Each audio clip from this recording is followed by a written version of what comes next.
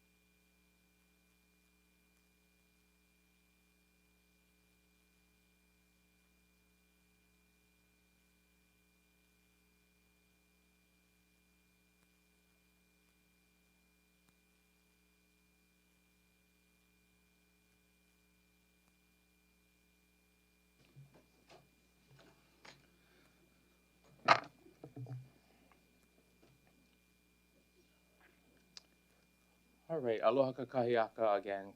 Everyone, welcome to the 39th session of the Hawaii County Council. The date today is May 20th, 2026. We are meeting at the Hawaii County Building, Hilo Chambers at 25 Aupuni Street. And this morning, I am honored to call on Pastor Josue Sanchez of Hilo Seventh-day Adventist Church to provide our invocation. Good morning, Pastor. Good morning. Thank you. And thank you for getting my name pronunciation correct. Appreciate that. Good morning, everybody. I'm going to keep this very short. There's just a scripture, a text that's close to my heart that I wanted to share with everybody. You may have heard it before. It's found in Galatians, and it's in the context of doing good to everybody. Specifically, in chapter 6, verse 9, where scripture tells us, let us not become weary or tired of doing good. And if we're honest, doing good all the time can become exhausting sometimes, especially in a world where you're not rewarded for doing good all the time. But scripture tells us that we should continue to do good in all circumstances. And that is my prayer this morning for all of us. I see that we have the fire department here. So thank you guys for being an example of what it means to do good. And for the next generation, the examples that you guys leave. I would like to ask if you guys would join me in a quick word of prayer to open this. I would appreciate it. Dear Heavenly Father, I ask that you pour your blessings upon this community, upon this council, upon us, Lord.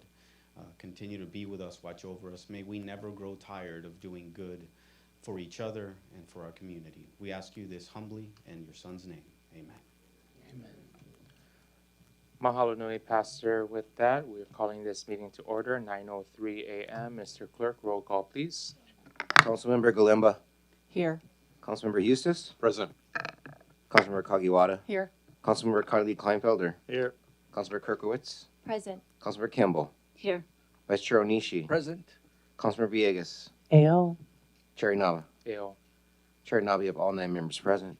Wonderful. With that, would you please lead us in the Pledge of Allegiance? Please stand if you feel comfortable doing so.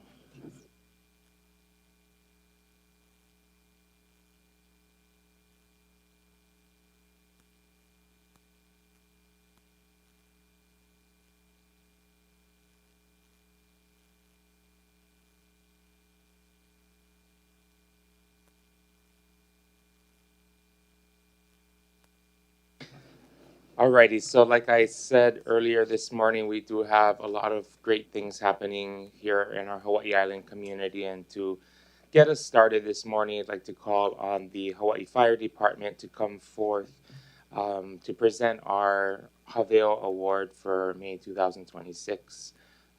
Chief, and if you would please, I'd like to invite up the recipients as well at this time.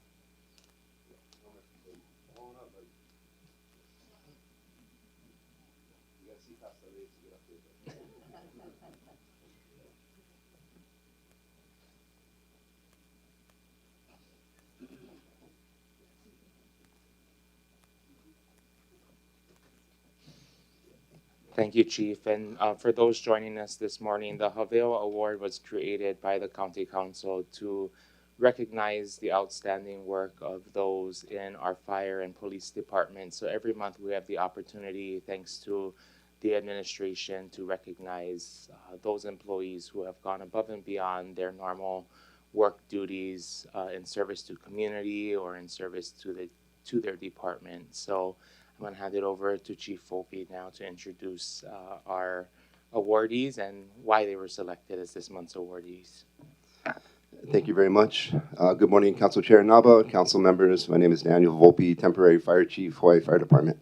It is my honor today to recognize two employees, and again recognize the exemption and how special it is to be able to recognize two individuals today. Normally this award is for one, but for this project, there's these two people definitely deserved it. The fire department we sit on the shoulders of about 200 years of fire service tradition. We pumpers, engines, ladders, trucks. What we do, again, is built on time and history and tradition. Our department was founded in 1888, as far as bringing up over 130 years of fire service tradition. But on top of that tradition, we also represent the county. So we sit in both worlds of this fire service history and tradition and systems, as well as the county of Hawaii, which is unique to our system, our culture, and our history. If you saw on Chief Todd's services, there was a red fire engine. That red fire engine is a 1948 Seagrave, represents one of the first fire engines purchased by this department when it was still in its infancy after its first 50, 60 years old. That truck wasn't working. For years, that truck sort of sat. It became it got dusty, it got sad, not through neglect, but just through tradition. We move on, we're working. The calls don't stop, the work doesn't stop. But one of the things we try to recognize is that we're built on the history of who came before us. That fire engine, while it hasn't seen action, it hasn't seen a road in decades, it's still us. It represents our department and what we do. So FRS McClellan, who I'm happy to be a recruit class 32 member, and Elmer Longboy, a longtime mechanic, took it upon themselves, in addition to rescue work, helicopter work, training recruits, rescue systems training, to take a lead on this and restoring this 1948 vehicle. Elmer, in addition to managing, our mechanic shop and our maintenance shop manages 275 vehicles of everything from engines to tankers and trucks, pickup trucks, jet skis, boats, everything in between. The work doesn't stop. But recognizing this moment, to recognize Chief Todd during his service, recognizing the engine that's a part of Hawaii Fire Department history, and recognize what it means to the community and the county of Hawaii. These two individuals took hours and hours and hours to rehab, polish, clean, get it running, get it started, to be able to make it that signature piece and that moment of those services. Having that truck, having the honor of being able to stand in front, salute, watch the truck come by with the cascade, and knowing that it's not that he is one of a series of fire chiefs and battalion chiefs where that truck is carried over the years. To see it's just another piece of the tradition of what we as a community, what we as a department, what we as a county are able to bring together. So I am forever grateful for the work you two guys put into that project, in addition to everything else they do. So it's my distinct honor to be able to recognize these two individuals for the work they put in to make this moment a proud moment for us as a department and a prouder moment for the county. And just something that will last forever with Interpret Chief Todd. So FRS Eddie McClellan, thank you very much. And Fire Equipment Mechanic Elmer Longboy, well-deserved Haveo Award recipients. Thank you, Chief Volpe, and would love to hear from you folks on the work that you put in. And yes, the recipients do say some words, so perhaps just share a little bit with the council about your aloha for that truck in this department and why you're here today. I'd like to thank you. Oh, press the green button. I'd like to thank you for honoring us and allowing both of us. I know, again, it was mentioned normally one of us is awarded, and it's nice to have a joint because it was a joint effort. There was many more hands than just the two of us, but it did just start kind of with a vision of, can I even get this thing running, and what am I doing, and I need help. And so I came to him and the other mechanics and the other chief mechanic. And quick funny story, just started working on the thing. I was actually up there laying under it, I can't remember what I was doing, and I seen a pair of legs and feet walk up to me, and I kind of knew it was someone else, and I looked out and it was Chief Todd. And I was kind of like, oh shit. I just reached out from underneath and I said, hi, and he's like, what are you doing? And I was like, I'm gonna try and get this thing running. And he was like, I'm in 100%, whatever you need, we'll give you whatever you need. And I'm like, wait, someone else heard that, right? Like, is there someone else to honor that or whatnot? And he's like, we're good to go. And he turned around and left. And because he's a busy guy and I get it or whatnot, but then I ran with that. And I came down to the mechanic shop and I was like, hey, Chief Todd said, whatever I need, I can use on this thing. I got full funding or whatever. And at that time, Kirk Rourke was the chief, and he said, well, if Chief Todd said so. And then from there, it just kind of went into like, I need big help with this. And these guys just gave me everything I needed. And then once I got it went from High down to the station. Well, it was at Kailani, then the new station opened. It got trailered over there because it still hadn't been running. And I think it was used at a county fair, I don't know, 15, 16, 18 years ago, and that was the last time it ran. And at that point, a gentleman who just passed away, Daryl Sato, I believe he was the guy that used to keep the thing running. And then sadly, he just recently passed. So it's just, there's a lot of history and a lot to it, and I'm just happy to be a part of it. Thank you.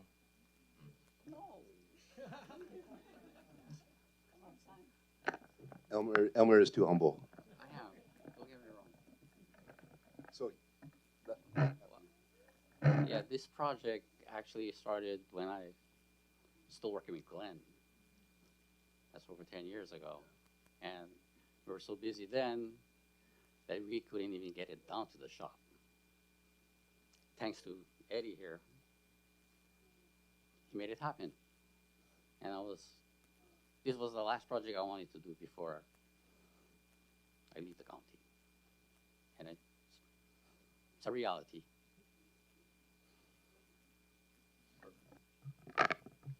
Thank you so much. And council members, I'll share our gratitude on behalf of us all this morning, given the number of certificates. But, you know, many of us did get to participate in Chief Todd's memorial service and the drive-by here. The work that you folks put in did in fact make that day and that moment extra special, and great that Chief Todd had a hand in making sure that the truck was road ready again. But on behalf of us all, we extend our deep mahalo to the two of you. Mahalo, Chief, for bringing this forward. And yes, back to the one per month only after this, but this was very special. So we're happy to recognize both of you as the May 2026 Haveo Award recipients for going above and beyond in your line of work. Council members and the public, if you would please rise for the presentation of the award and names.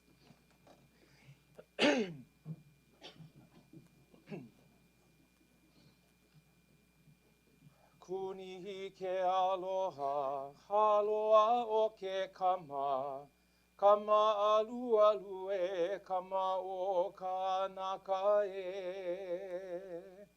Ki he o ke ola, ola pono na iwi, I ini o na o, a o ke akua e. Kua o ke ko ia ka Hawaiʻi, haloa o ke kama, kama o ka naka e. Oh my God.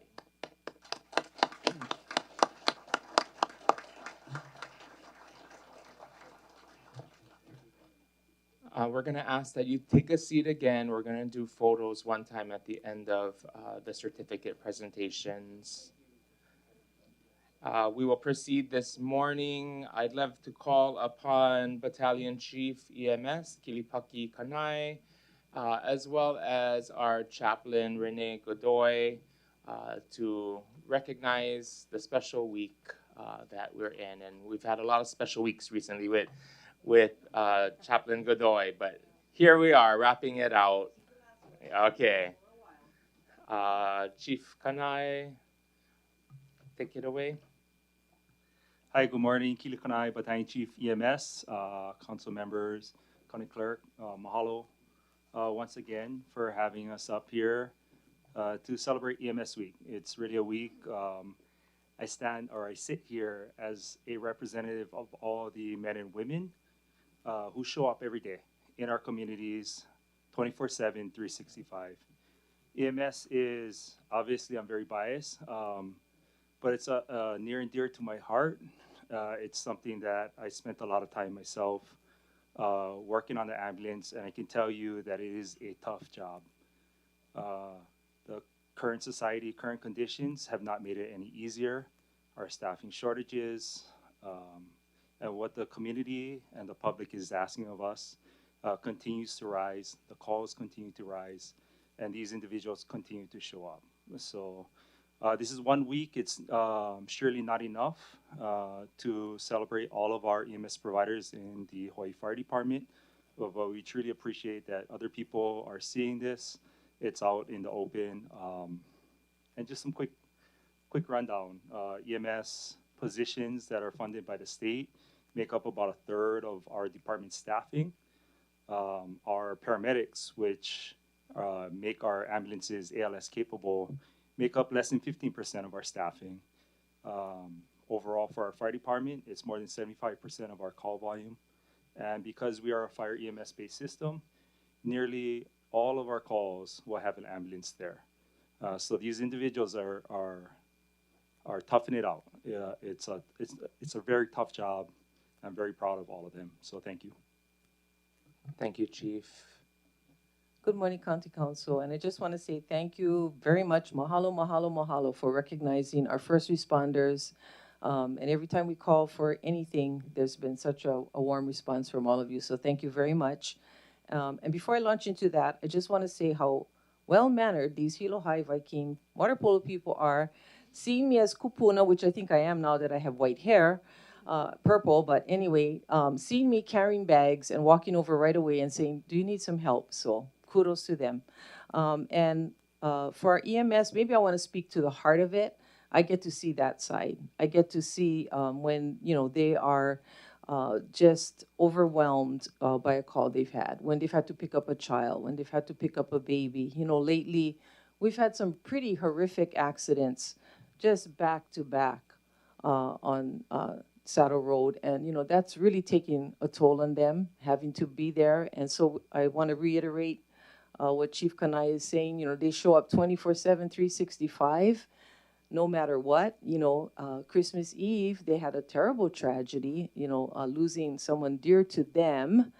And just imagine having to show up on Christmas Eve for that and leave at 8 in the morning and do Christmas with your family. So my heart goes out to them, because not just for their skill and their professionalism, which we depend on, but their heart that they put into their work. And so let's take good care of them, because we need all of them. Thank you. Thank you, Pastor Godoy. So on behalf of the council, again, we express our sincere gratitude and mahalo to the Hawaii Fire Department in recognition of EMS Appreciation Week, which runs from May 17th through May 23rd. As a council, we recognize the medical emergencies, accidents, disasters, and other calls for help that our EMS folks take care of on our island, and their ability to assess those critical needs at critical times is like no other here in our county. So with that, we recognize those important roles, and we continue to support you all in any way we can. So to you all, a happy 2026 EMS Appreciation Week. Mahalo.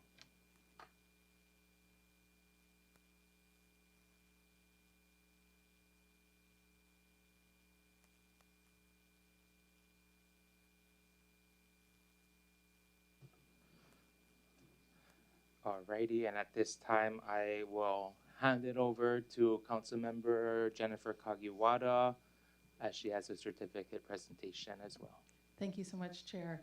I'd like to call up Kanoi Lyons, please, the head coach of the Hilo girls, the Hilo High girls water polo team.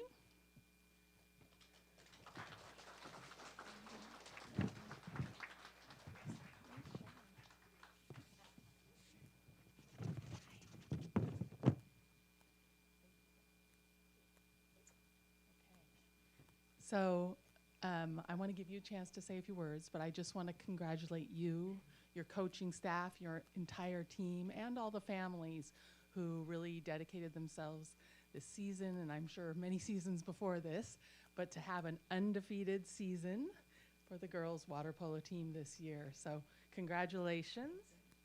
I'm going to present the certificate to you, and then I'm going to ask you to call your staff up first, and then we'll call all the players up, okay? So thank you so much for all your hard work. I'll just read this, it's pretty short.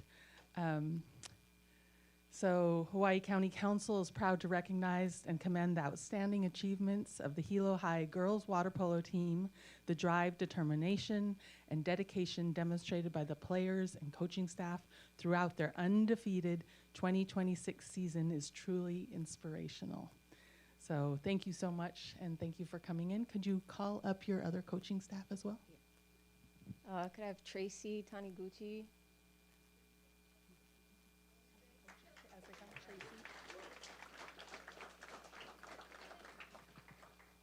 And also Relly Araceli.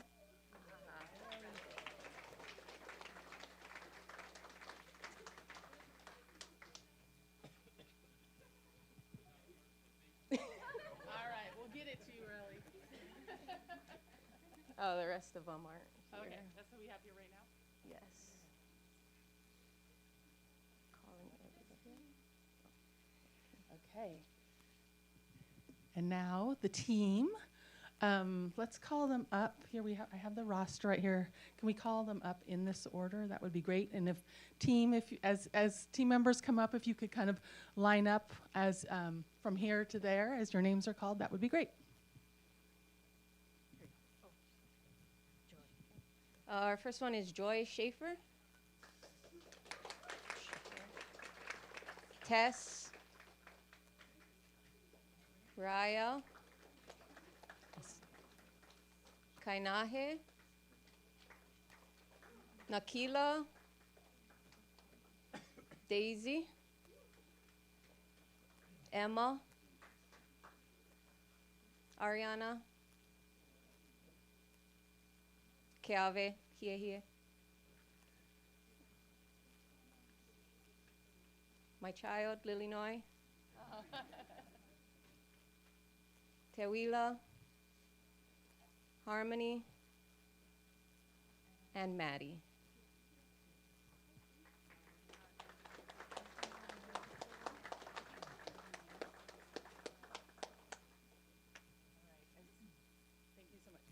As we get all the certificates sorted by name, I'd love for the coach to say a little bit about your season, and then maybe we can get a player or two to say something as well.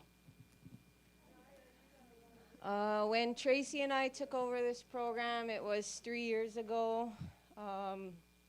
When I first came in, we had 9 players. You need 7 players to play a game.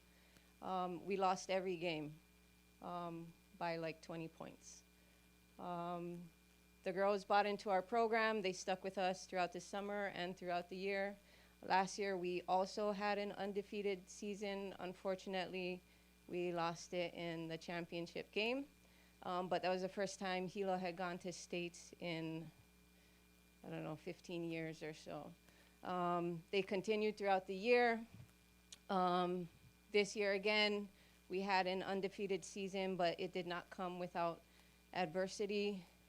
They were not always rewarded for their hard work or their intentions in the water, and they stuck to our team motto this year, Hiki no, and really believed that they could. They never turned on each other, they never quit. And so in our BIF championship game, we were actually down 3 points in the fourth quarter with a minute left in the game. We were then still down 2 goals with 30 seconds left in the game, and the other team with possession of the ball.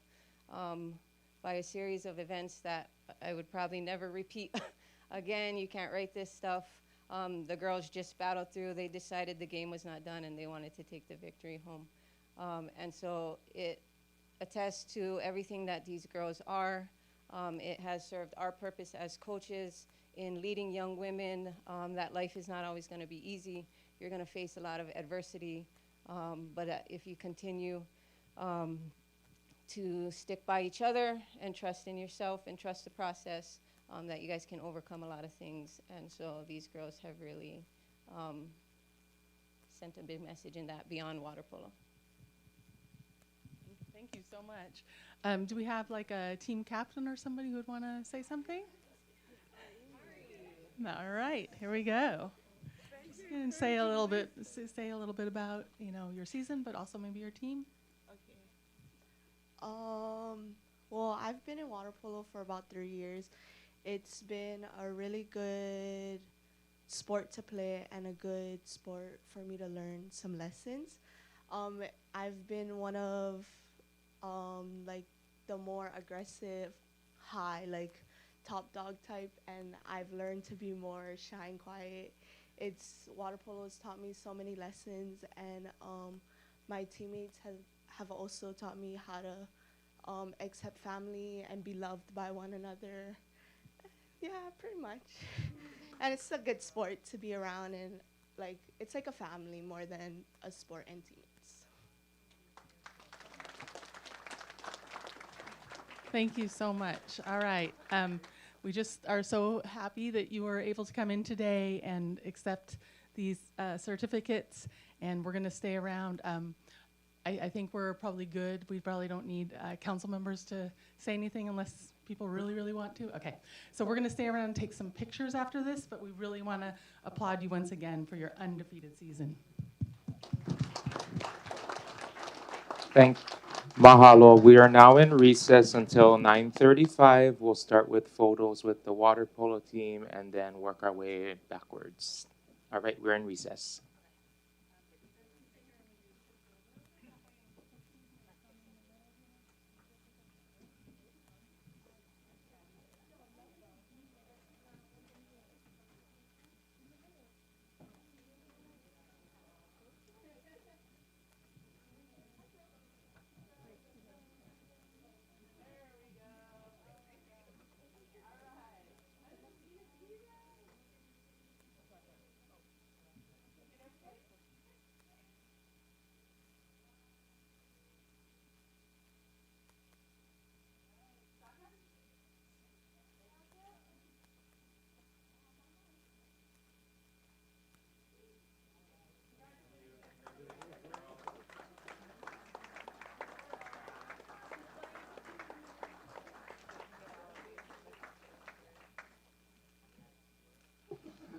Chief Kanai and Pastor Godoy, please.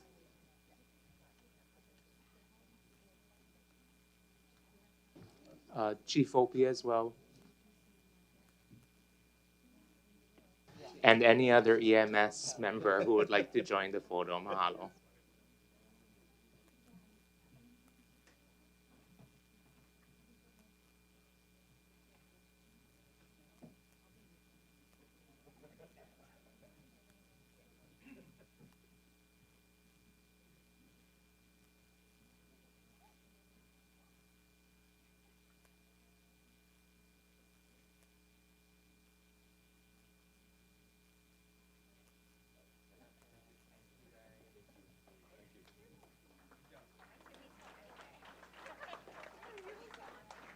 And to our two Haveo recipients and admin as well, mahalo.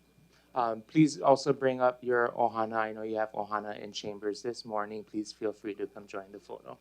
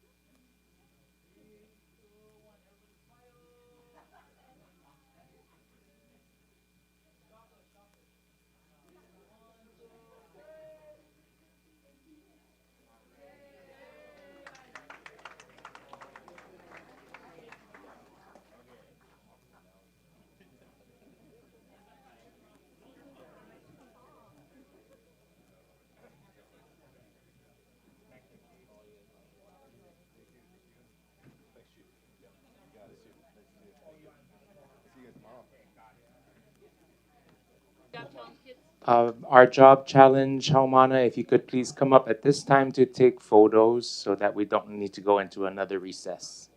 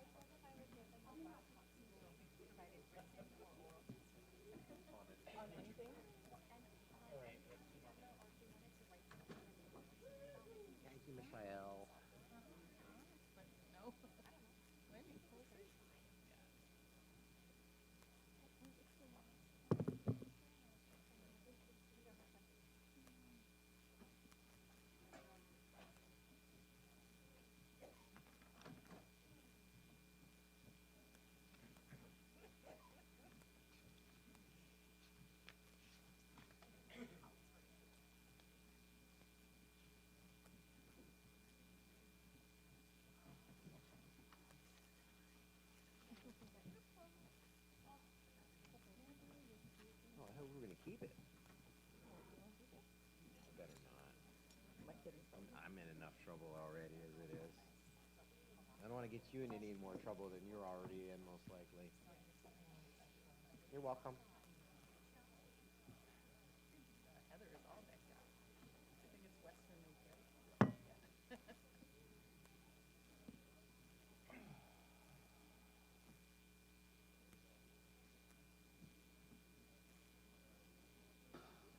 Aloha kako, taking this meeting of the Hawaii County Council out of recess, and we will proceed this morning with statements from the public on agenda items.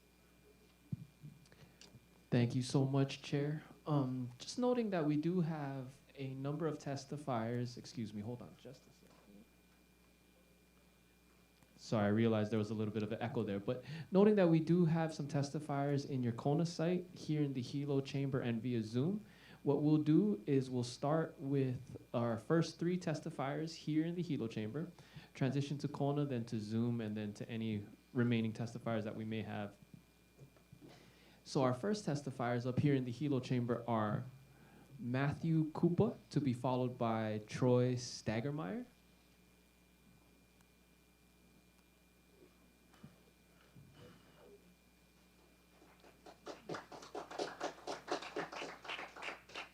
Matthew, when you're ready to begin, you can hit the green button at the base of that mic, introduce yourself, and you've got 3 minutes.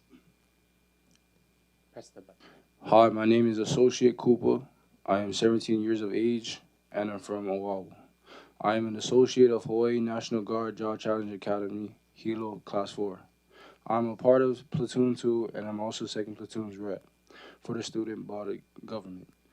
I am here today to support Resolution 568-26 because Jaw Challenge is important. JCA has helped me get certificates for my career pathway, which is the electrical. While attending JCA, I've earned certifications, or in OSHA 10, first aid, CPR, bloodborne pathogen, and the introduction to electrical certificates.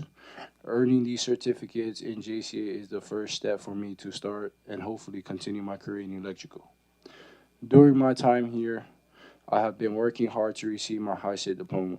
I have been studying at Job Challenge Academy facility at Waipahu Community School for Adults located at Waikio High School to prepare for the test. I am stating that Job Challenge Academy has helped structure my transition into the workforce. I want to support Resolution 568-28 for Job Challenge Academy as an associate who this Friday has successfully completed the program. I want to thank you for listening to me today. Have a good day.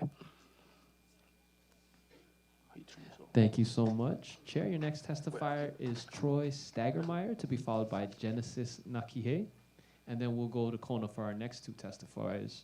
Troy, when you're ready to begin, you can introduce yourself, and you've got 3 minutes. Morning, County Council members. My name is Troy Stagmeyer.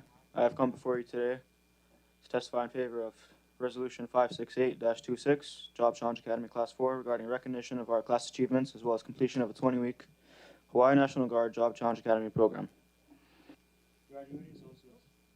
The graduating associates of JCA Class 04 have each proven themselves in several ways, ranging from commitment to even to sign up to the program, to diligently learning the selected trade, and even complex leadership/followership. Every single one of us chose to change ourselves into better in some form, and for the past 5 months, we have all undergone extensive training, classes, and stress. We all took a step in the direction of success, knowing that we will be leaving comfort and our old habits behind, stressfully in some cases. However, despite the challenges we faced, we endure, we keep moving forward, and it's paid off. The associates you see before you have all begun their journeys to greatness, and regardless of any difficulties, hardships, or challenges, I know well that thanks to the skills we've gained at Job Challenge, I confide in the fact that we will prevail. Thank you for your time. Thank you so much. Our next testifier is Genesis Nakihei, to be followed by our first two testifiers in Kona. Genesis, when you're ready to begin, introduce yourself, and you've got 3 minutes. Thank you. Before we begin, just ask members of the public not to engage in any type of reaction, understanding we are proud of our classmates who are coming to testify before council, but here in council chambers, we always want to make sure that everyone feels comfortable, so no reaction to any testimony provided, please. Mahalo. Good morning, County Council members. I am Associate Nakie. I am from the island of Molokai, born and raised. I am 17 years old, and I am a part of the construction pathway here in Job Challenge Academy. I am here today in support of Resolution 568-28. Since being here, I have been able to gain hands-on experience in framework, roofing, hollow tile, and drywall. I also got a part-time job in Old Navy. I first entered Youth Challenge Academy to further my education and get my high school diploma. After graduation, I was given an opportunity to enroll into Job Challenge Academy to help me plan for future goals.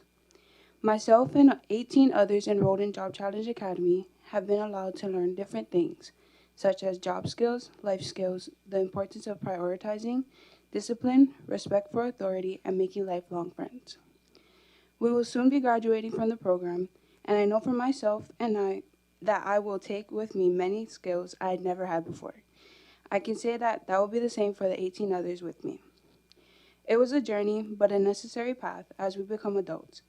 As I enter into adulthood, I feel much more prepared and ready, thanks to all that I've learned throughout Job Challenge Academy. And with all that's been said, I really appreciate you all for listening to me. Thank you.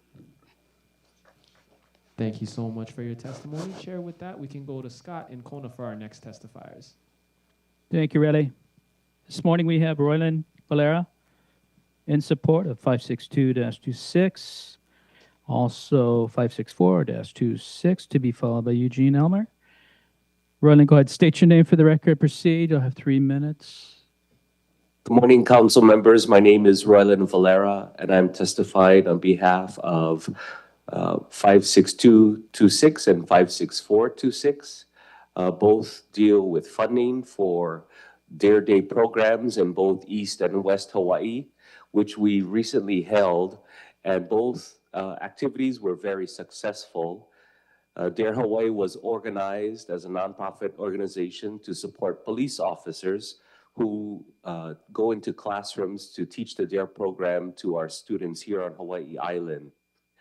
Part of the activities that these officers also run out of the classroom include a graduation from a 10-week DARE curriculum, also known as DARE Day. These two events were recently held, one in East Hawaii and one in West Hawaii. Thank you for your support from all of the council members who have provided this very valuable funding throughout the years, and again this year for the 2026 DARE Day. Thank you.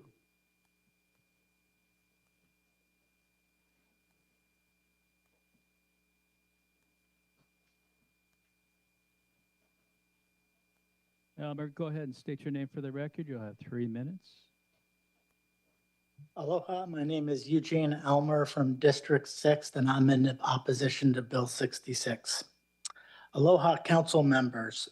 First, a huge mahalo to the 4 council members who voted no on Bill 66. You know what the vast majority of the people on this island care most about, and you are representing them as they elected you to do, so thank you. And now to the 5 council members who voted aye. Do you really think there won't be repercussions when you start turning people's land into conservation and telling them what they can and can't do with their property? Wait till the local bradas find out you guys take their diesel work trucks. We will make sure they all find out, and your names will definitely be put on blast should you choose to ignore the people's rights. Those of you who grew up on this island know how deep the feelings run when it comes to the land. This is the people's livelihood and family legacy. Forcing this bill through will create a level of resentment and hostility in this community that we haven't seen in a long time. I am a peaceful person, but I know this island, and this will push some people past their breaking point. For the sake of peace and unity, please do not create that kind of division. Michelle Galimba, please let the people vote on this in November when you hope to be reelected. You do realize that the decision you make today could cost you in November, yeah? This goes for all the other council members too. You'll get voted out if you go for this general plan without the people's voice. Michelle, I voted for you to represent me, and everyone I know in our district wants you to vote no, especially because Ka'u is it's a rural district. People need their vehicles, not electric. Matt Kleinfelder, I know you are a good guy from our conversations and our successes with Resolution 678-20. Please summarize. Thank you for supporting over 6,000 of us then, and let's keep it solid on this one too. Please say no instead of aye. Rebecca, as a guy who grew up here since 2nd grade at Hononau Elementary in '77, it is super obvious to me that you are making a very poor choice, unlike when you voted with Matt to pass 678-20. Heather and Jennifer, put this in the hands of the people in November so you can see for yourselves the lack of support. Choose peace for the people and let the community decide. Mahalo. Thank you for your testimony. Chair, our next testifiers are via Zoom. John Pelletier to be followed by April Lee. John, when you're ready to begin, you can unmute, introduce yourself, and you've got 3 minutes. Aloha nui kako, aloha chair, vice chair, members of the council. I'm John Pelletier, chair of the Kona Community Development Plan Action Committee, testifying on behalf of the committee in support of Bill 66, Draft 2.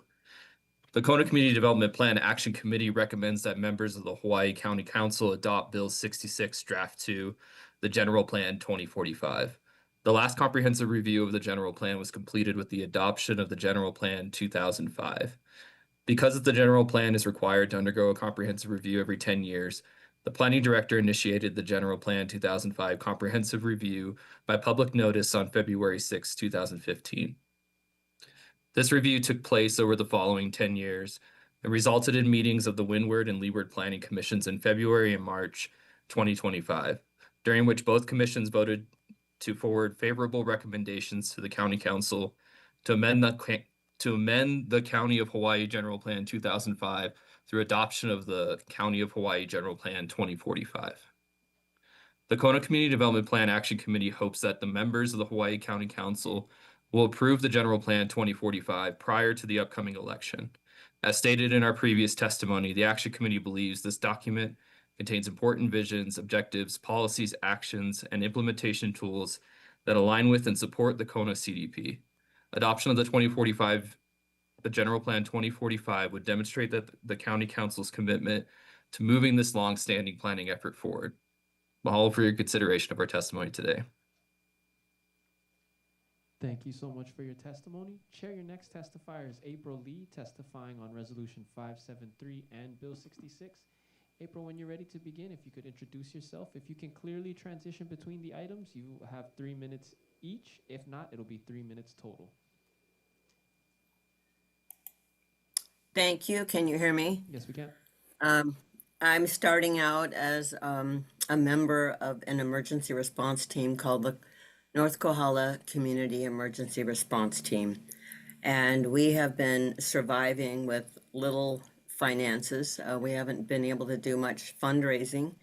And Bill 573-26 gives us about $2,200 to buy much needed personal protection equipment, we call PPE, and also provides us some replacement for some of our medical bandages and tapes which have deteriorated in the very humid container that we store them in. We have been training diligently. I just bought us GMRS radios.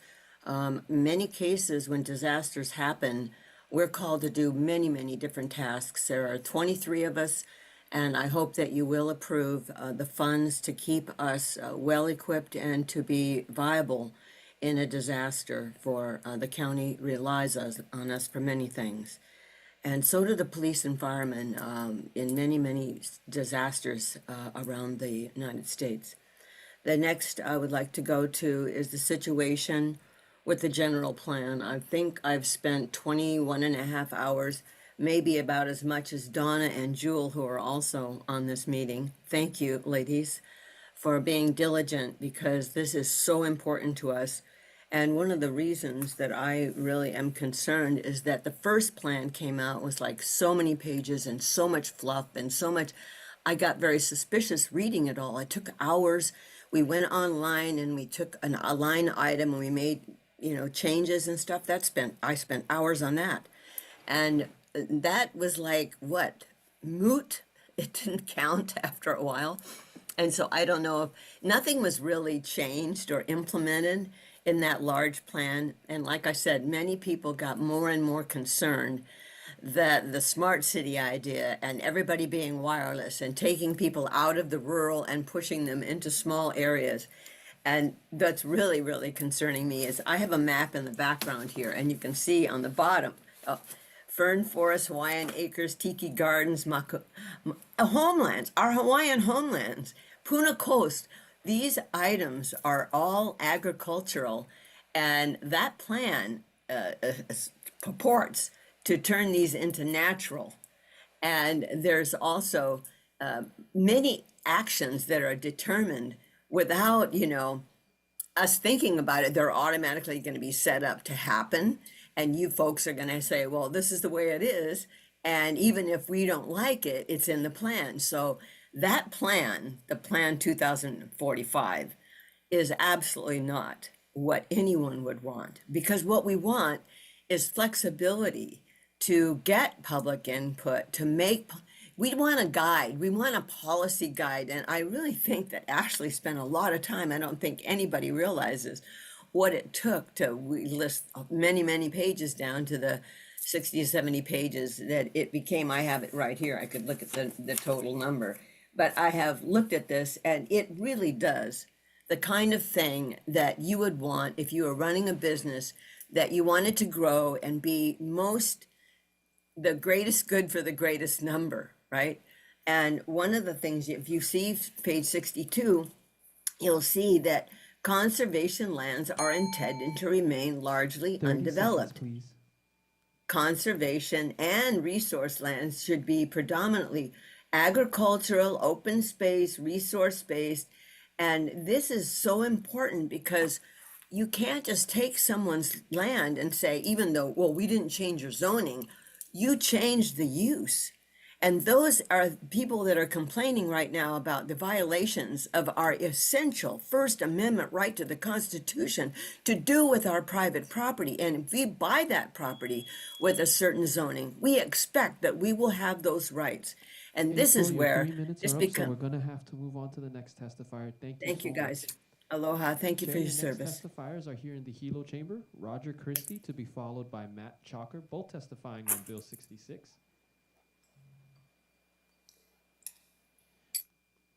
Roger, when you're ready to begin, if you could just introduce yourself and you'll have 3 minutes.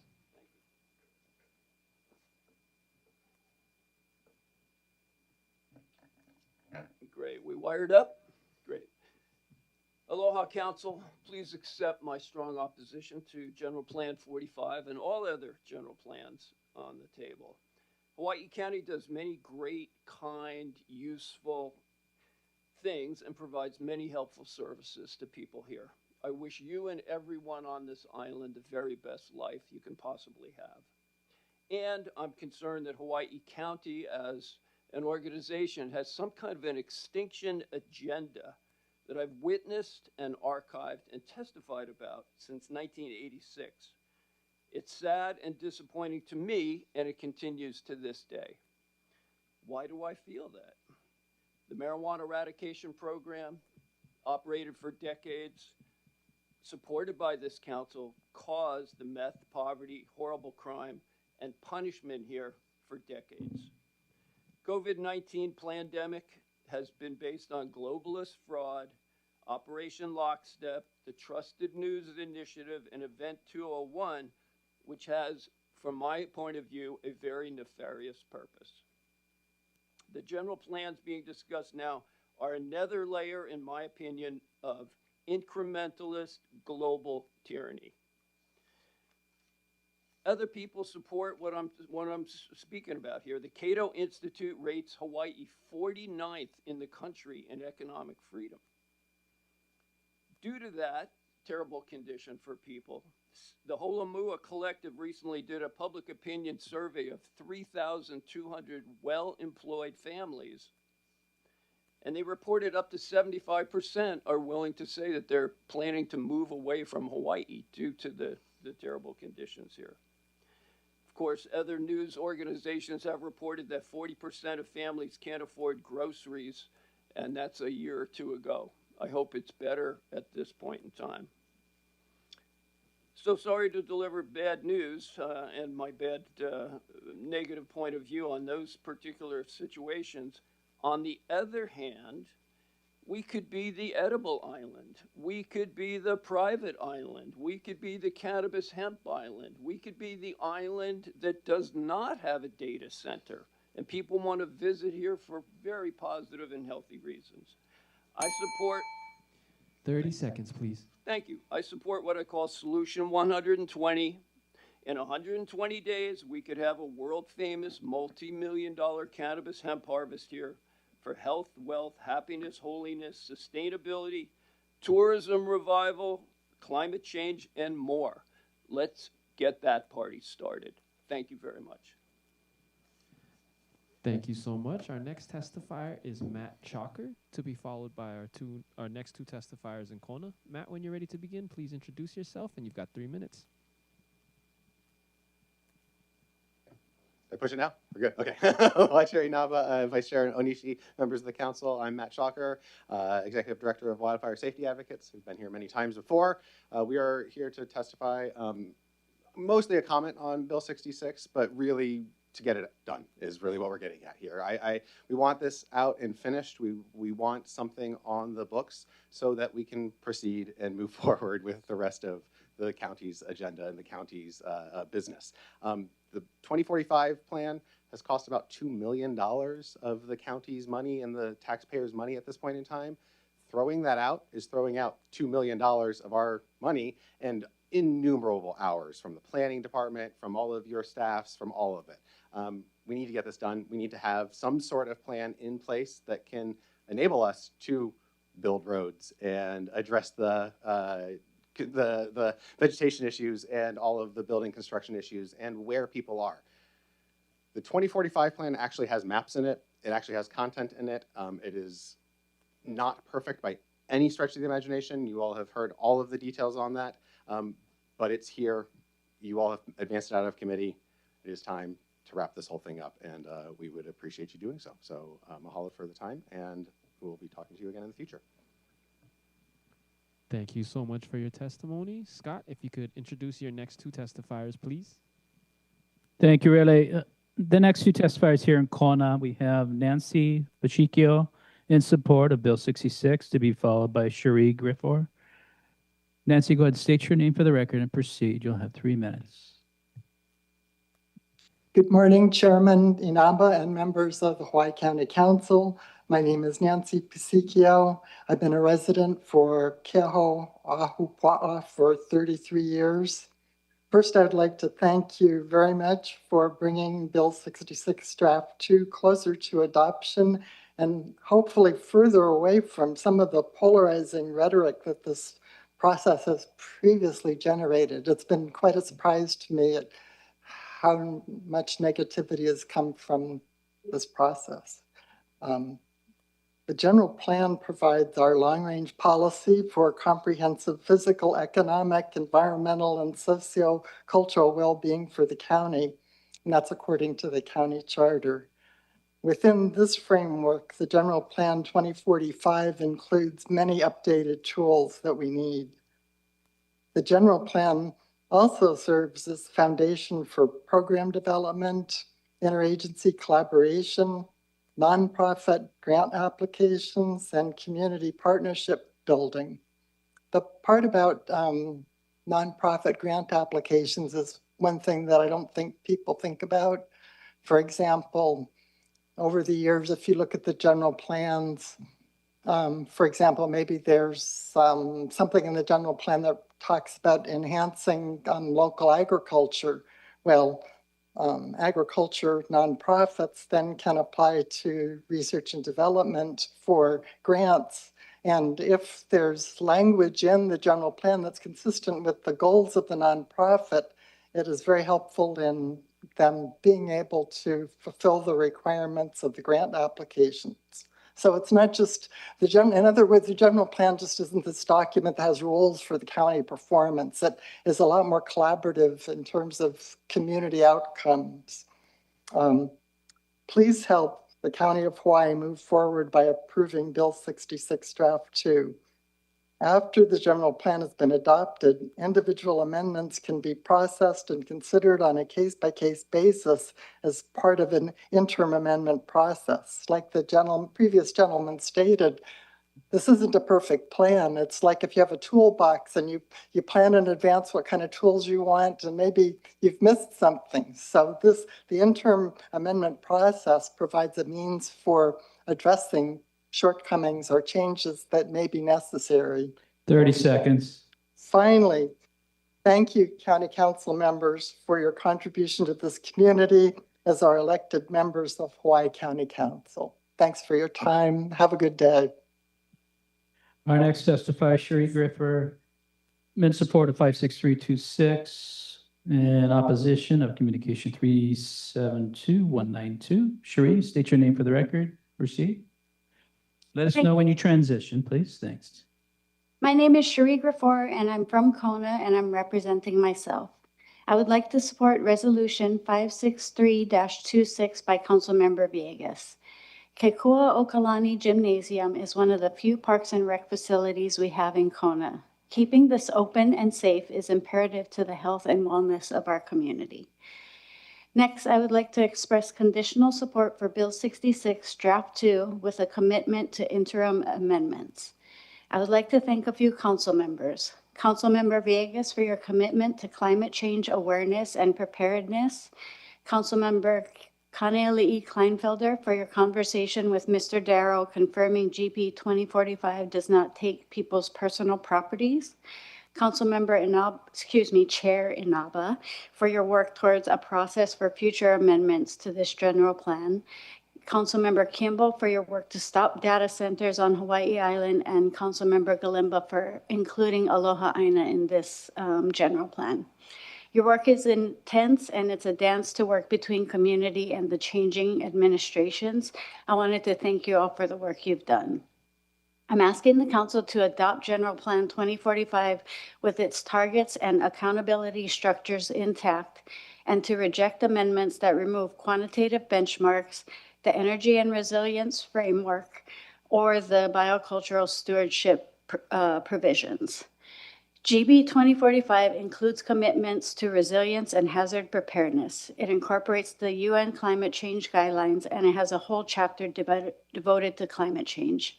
GB 2045 does have some big climate change related goals for our island, and I have the utmost faith in Laura Ocasio, our administrator for the County Office of Sustainability, Climate, Equity, and Resilience. She is the best woman for the job. I would also like to ask for a moratorium on data centers and water bottling facilities, and to move away from the dirty PGV that's been poisoning Puna for over 3 decades. It's been 21 years since GP 2005. Please pass General Plan 2045, Bill 66, Draft 2. Lastly, I would like to oppose Communication 372-192, just as Hulipak, Sierra Club Hawaii Island, and the Kona Community Development Plan Action Committee have. Even Planning Director Darrow said this communication would rewrite GP 2045 and did not have public input. Thank you all for your time, consideration, and hard work for our communities.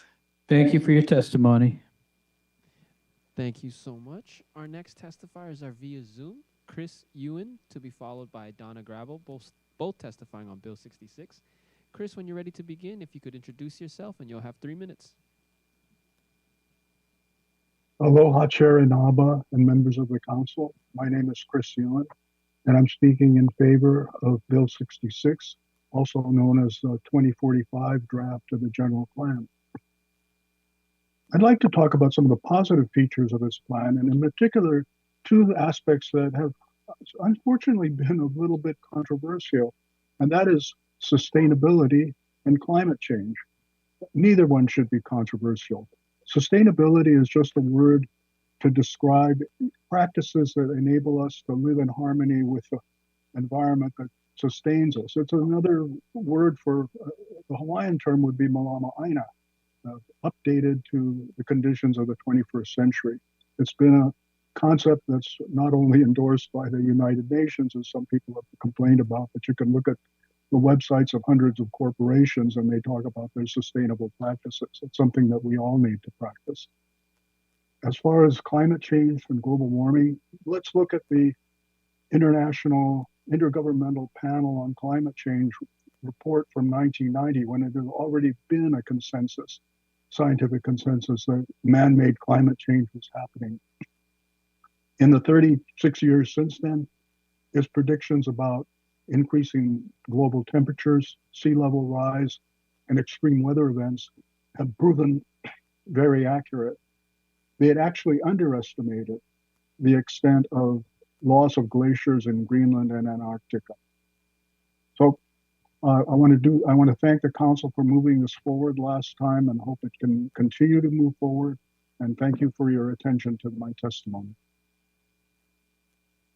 Thank you so much, Chair. Our next testifier via Zoom is Donna Gravel, testifying on Bill 66, and then we can come back to Hilo Chamber for Bob Yunke. But at this time, Donna Gravel, if you'd like to unmute your mic and provide your testimony, this is your opportunity. Aloha kakahiaka. My name is Donna Grable in Hilo. The votes 2 weeks ago were almost a tie. Thank you to the 4 members who are voting yes. Excuse me. to the Reasonable Plan Hawaii 2026, which I support. I strongly oppose GP 2045. It has a category of industrial use, and it appears so broadly written that future proposals about data centers could be discreetly amended into GP 2045. The alarming new developments by Representative Kimball's proposed amendment suggests that zoning codes are already allowed in allowing data centers under existing zoning codes. Her proposed amendment 372.199 contains many potential loopholes that developers can work around, and this poses a high risk to the community. For example, this amendment states current law, landowners may be compelled to sell their property if the project is deemed public use. No one should be compelled to sell out to a data center. Or quote, current law, data centers could potentially qualify as public infrastructure and be eligible for eminent domain. That's not a current law. Very sneaky though. And data centers should be excluded from eminent domain eligibility. This new industrial use is contrary to the goal of sustainability, and it contradicts and voids itself. GP 2045 mentions relocating populations. So if some people want or need to be taken care of by the state with the UN cluster housing, then let them, that's their choice. However, do not pass laws in Bill 66 that can arrest and fine people who think for themselves and choose not to be taken care of by the county, state, or federal. The saying, it's all for the greater good, is the same as lynch mobs. Oh, okay. I'm closing here. Sorry for the... On a final note, I see false narratives of climate change. I see climate psychosis. There is a climate of AI psychosis. And it's a conspiracy epidemic. Okay. Anyway, thank you for listening. Please vote for Hawaii GP 2026. Aloha. Thank you for your testimony. Chair, our next two testifiers are here in the Hilo chamber, Bob Yunke, to be followed by Millicent Cummings. Bob, when you're ready to begin, you can introduce yourself, and you've got 3 minutes. Good morning. Aloha, Chairman, members. You've seen me a lot lately, and it's related. It's the flip side of what we were discussing yesterday. Yesterday, we were discussing the budget, and this time, what we really want you to focus on is the dysfunction represented in the planning process, which is the failure to actually carry out the plans. We have a great plan for Waikoloa Village. It was adopted in 2008. It has workforce housing in it. It has a new high school. It has a gymnasium and a community center and a new library, and the state has now authorized the funds for the library. And it also has a road, a second road. And it's identified in the plan as the highest priority because it was recognized as being needed to accommodate all that other growth. But it's 18 years later, and it has not happened. So what we're concerned about here is that the planning process produces products that are not implemented. And we suggested some language to you last month that we'd urge you to consider that would require that the budget process specifically identify priorities adopted through the planning process and recognize that those priorities have to be addressed through the budget process. And this is to implement language in the county charter that says specifically the SIP budget shall, not it's a nice idea, but shall be, quote, aligned with the general plan and community development plans. So what we have here is an example in Waikoloa of that alignment not occurring. And what we hope is that the council will look carefully at this to come up with some mechanism to guarantee that when we invest millions of dollars actually in developing plans through county staff and with engagement of communities as we did in Waikoloa, that product ultimately is reflected in 30 seconds, please. In the budget. Now, at our seniors meetings in Waikoloa, we have people who were involved in developing this plan back in 2008. And one of the women came up to me at our Monday meeting this week, and she said, I think we're only going to get this road when people die. We're going to have a fire here. We're going to have a lahaina before something's wrong, before something happens. And I'm asking you today to prove her wrong. Thank you so much for your testimony, Bob. Chair, our next testifier is Millicent Cummings, and then we can go back to Kona for their next two testifiers. Millicent, when you're ready to begin, please introduce yourself, and you've got 3 minutes.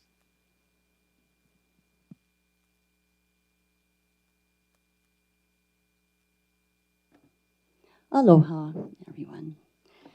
I'm here again to remind the Council that the GP 45 and GP 26 or any proposed amendments regarding either are in fact procedurally illegitimate, as the process that culminated in the GP 45 was disassociated from the original community consultation record, rendering both the process and the plan fraudulent.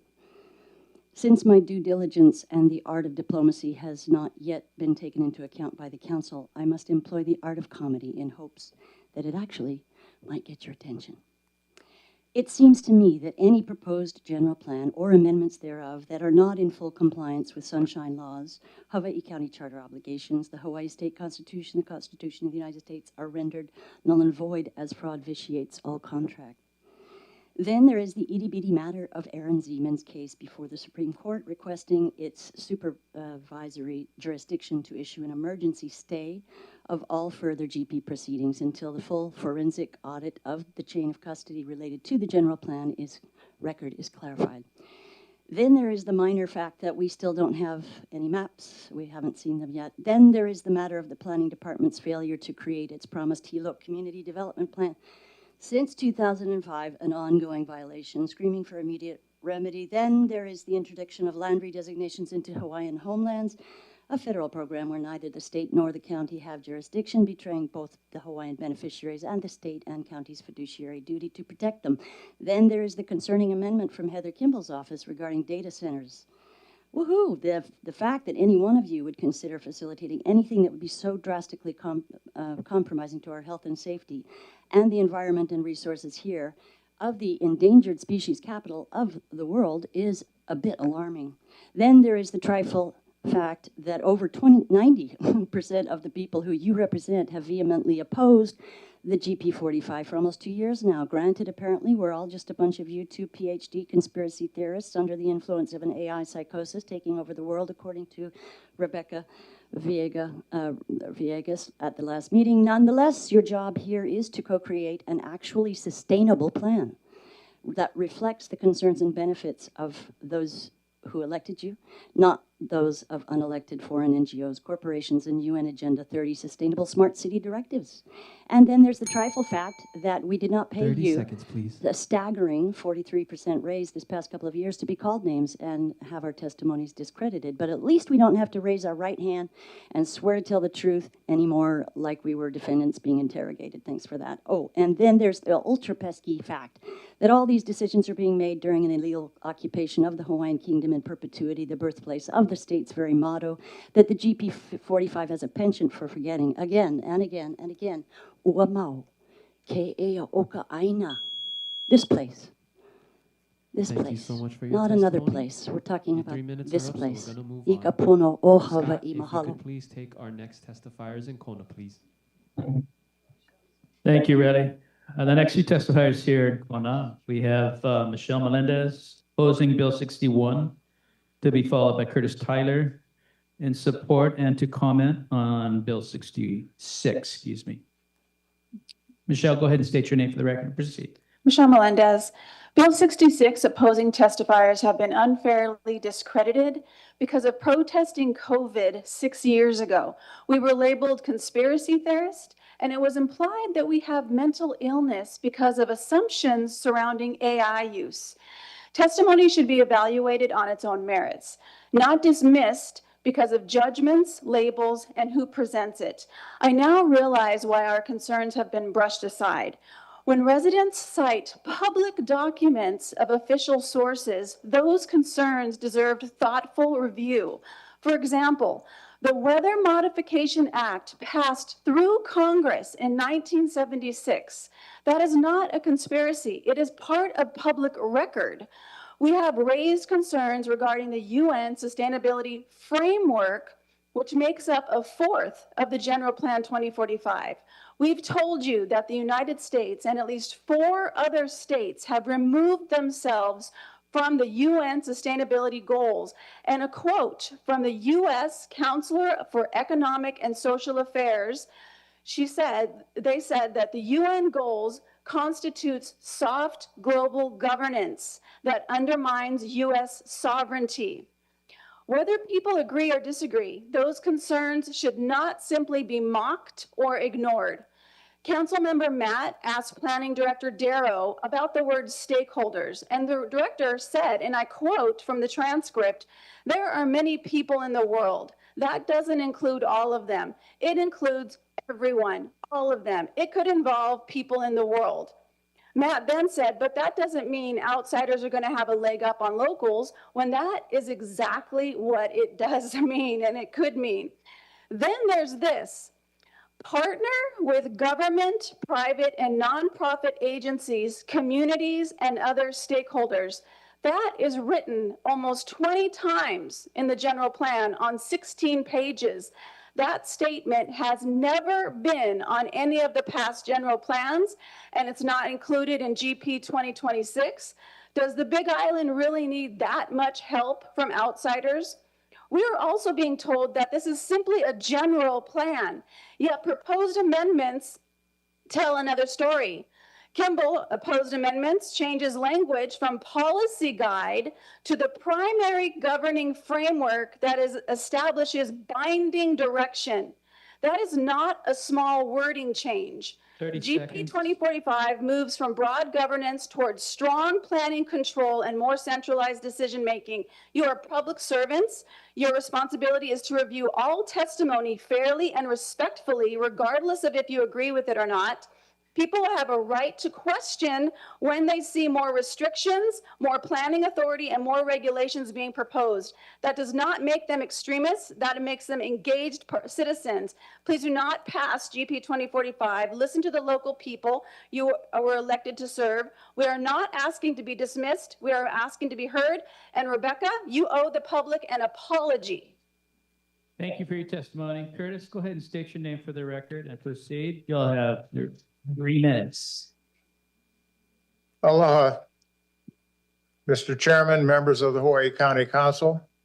My name is Curtis Tyler, and I come here this morning to share a few thoughts with you about Bill 66, Draft 2. I've listened to the testimony. I've been reading the proceedings from past meetings you've had. And I think the most important thing I can offer this morning is that the life of the land is perpetuated and must be perpetuated in that which is pono.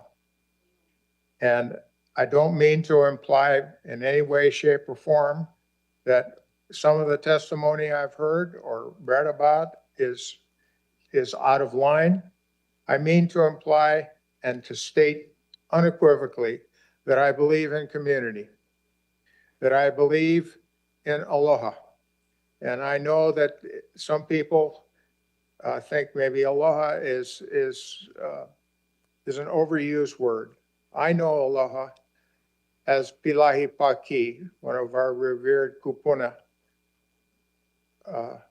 held it to be, and that is that A is for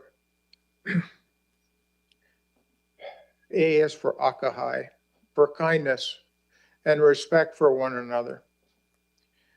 L is for lokahi, unity, again with respect for one another. O is for olu olu, and those of you who know the Hawaiian language know that a double word like that means a lot of it. And olu is sort of a pleasantness. It's a nahe way, and a lot of it. And I hope that some of what I have to say will be heard and be thought about carefully.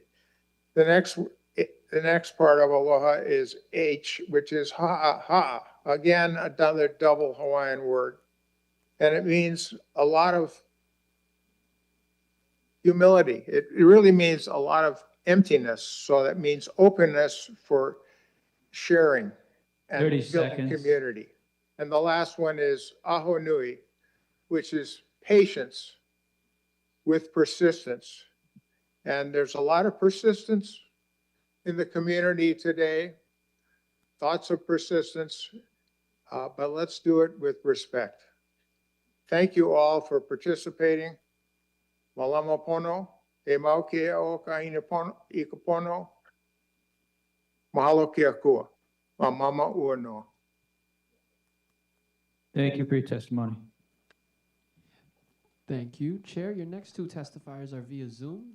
Donna Thompson, to be followed by Jewel Rain, both testifying on Bill 66. Donna, if you're ready to begin, you can unmute your mic, introduce yourself, and you've got 3 minutes. Aloha, council members. Can you hear me? Yes, we can. Okay, thank you for the opportunity to testify. As is written in previous testimonies, which I've provided to you directly in further detail, I am strongly opposed to General Plan 2045. And I want to talk today about Heather Kimball's proposed amended 372.99 as written. And I would like to offer some alternative language for consideration. One area that I think we can all agree on is the detriment that data centers have been causing.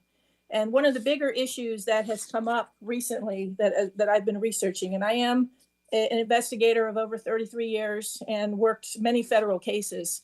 One of the things that's come up is non-disclosure agreements between these companies that are promoting data centers and developers and officials. So one of the things I wanted to ask you guys is that if we're going to go move forward with any of this, how can the public be confident that you will not sign an NDA with a data center developer, which could hide or conceal project details, such as energy usage, water, and environmental impact? So that would be the one thing that I'd like you to consider that has been happening quite regularly. And in fact, there was a study done in Virginia, and I'm very familiar with this because I've done quite a bit of research being from Virginia, is 25 out of the 31 localities have all signed non-disclosure agreements between officials and data centers. And this was FOIA'd for people to be able to find this out, because Virginia is the capital of the world for data centers, and it's been a huge problem. I don't think we all disagree on that, but what I'd like to propose is that there's an issue here, and I appreciate what Heather Kimball has done. She is my county council member for Hamakua Coast. Is I'd like to propose some additional language so that we don't become, kind of fall into that trap of eminent domain, because that's kind of how things are being pushed through in certain areas. And so there are laws that read that government has the authority to acquire land using eminent domain to acquire private property for public use, which could include data centers if justified as a public resource. And this is very concerning, and I'd like to propose alternative language. And one would be landowner consent, that 30 landowners seconds, cannot, please. that landowners cannot be compelled to sell for data center development. And more importantly, data centers should be specifically excluded from eminent domain eligibility. And I have much more detail in my written testimony, and I thank you for your time today. Thank you for your testimony. Our next testifier is Jewel Rain, to be followed by Claudia Shimmer-Kiave. Jewel, when you're ready to begin, you can introduce yourself, and you've got 3 minutes. Hi, my name is Jewel Rain, and I really wanted to thank the 4 of you who are awake to the horrors of the 2045 plan and voted against it. And I'm hoping to, with all of the people that have testified today and myself, that the rest of you will wake up to the horrors, because I don't know how you're going to sleep at night knowing that you're selling out to the elite 2021 UN agenda. You know, it doesn't matter how many hours or anything that go into something that's rotten and bad. You just throw it away. You know, it doesn't matter how many hours you've put into something that's not built correctly. You have to take it down. So you guys have heard from the people, and 90% of us have know repeatedly. For some reason, that's not waking a few of you up. The only thing that I can figure, you know, I'm just trying to figure out how this could be, is either you're being paid off by some corporation or entity, or you've been completely brainwashed, which is, you know, happening because the media and everything is very strong. And, or you're just completely innocent to the idea that people can be bad. You know, I never believed in evil, or that people could actually do things that are actually occurring in this world. I didn't want to see it or admit it. And finally, it just became overwhelmingly evident that these things are actually happening, and people are not necessarily for our best interest. You know, they're for their own.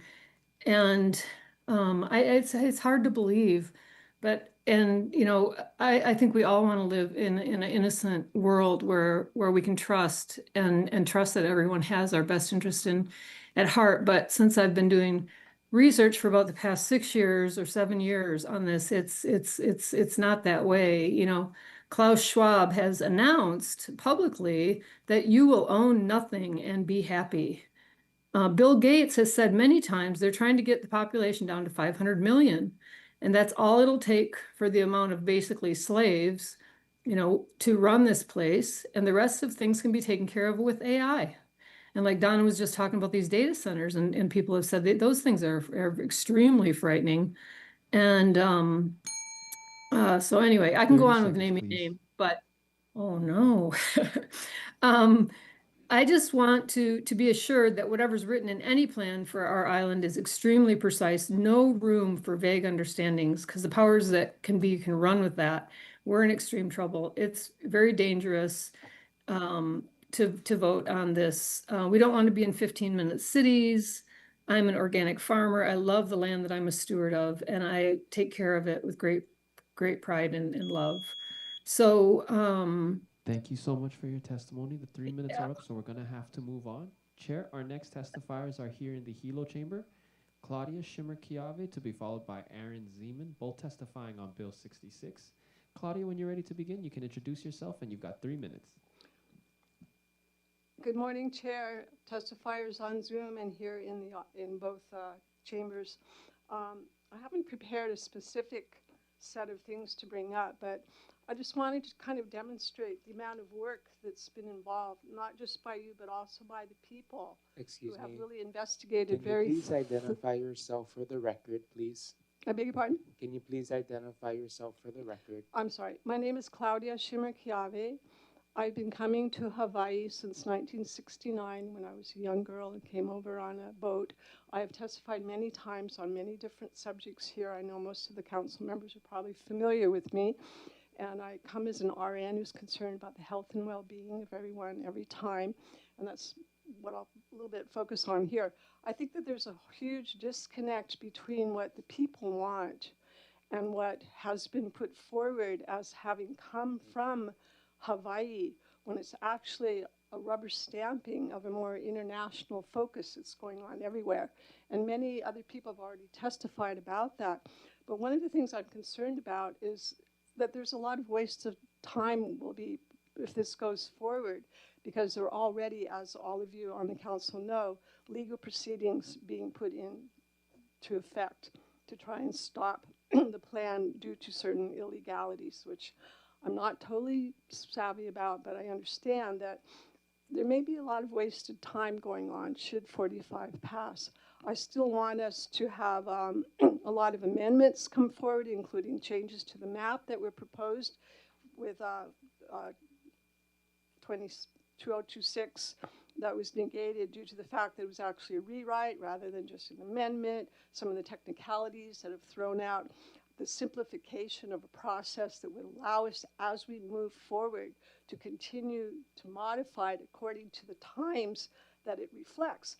And since this is a long-term, supposedly every 10-year type of plan, those type of aspects still need to remain in place, not something that will negate and just follow in footstep with an international plan. Hawaii is a very unique place. It's not like the mainland. It's not like Europe, Africa, all the other places that are falling into place with this economic forum and UN agendas to help all the smart cities happen. We're an agricultural place. We need to be fostering a lot more agricultural involvement. We need to open things up. Again, all the Hawaiians are waiting for their land. I mean, all these things, there's so much going on that I could go on and on about. The other aspect that's really important to me as an RN is that we don't have enough electricity. 30 seconds, please. Thank you. We don't have enough electricity. We have roaming outages all the time. How are we supposed to sustain things when we want all the vehicles to be electric? I mean, there's some really serious flaws with the plan. That's only one. I'm just going to wrap it up now and say that we really need to seriously consider a much more simplified plan, and that if it does pass, there will be a lot of court actions. And I really would like to help us all avoid that. Thank you. Thank you for your testimony. Chair, your next testifier is Aaron Zeman, and then we can go back to Kona for the next two testifiers. Aaron, when you're ready to begin, please introduce yourself, and you've got 3 minutes. All right. Aloha, Chair and County Council members. My name is Aaron Zeman, and I'm here to deliver a critical legal reality check to this body before you cast your vote today. You need to understand a foundational legal doctrine that applies directly to what you're doing right now. Void ab initio. That means void from the very beginning. Under Hawaii law, when a legislative body passes a bill, you cannot just hand the public a clean word salad copy. You are bound by a statutory mandate to use what's called a Ramsey formatting. I'm sure you're aware of that. Ramsey formatting is not optional. It is the law that forces you to underline every single new word you add and cross out or bracket every single word you delete, so the public can see exactly what's being altered.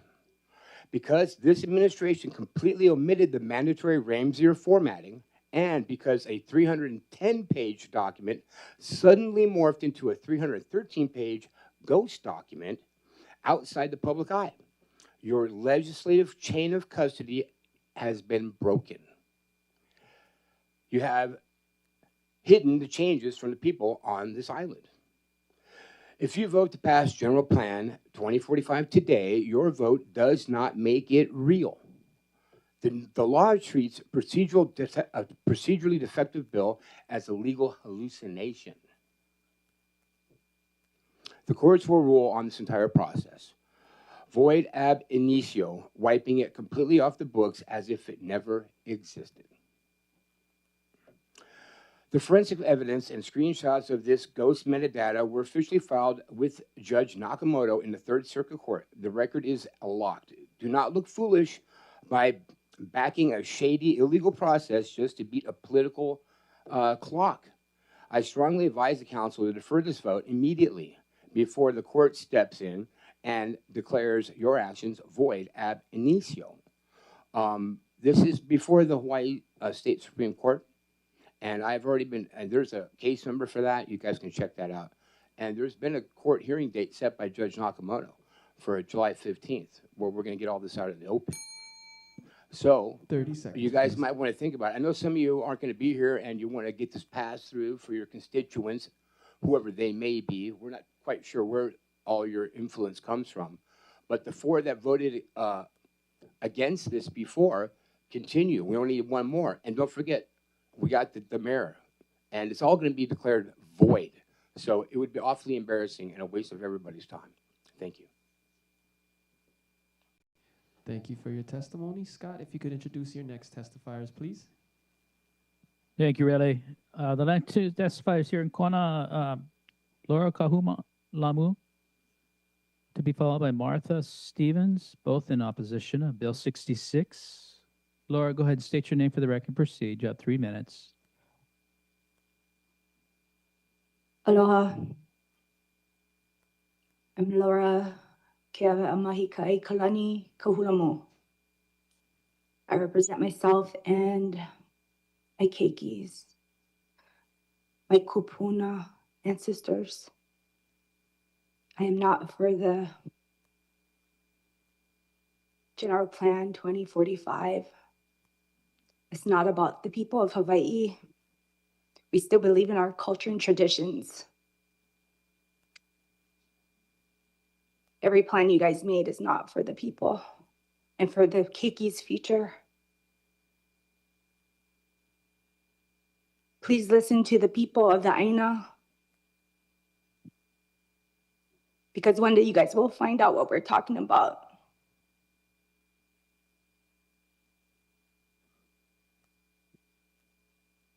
Please do not follow through with General Plan 2045.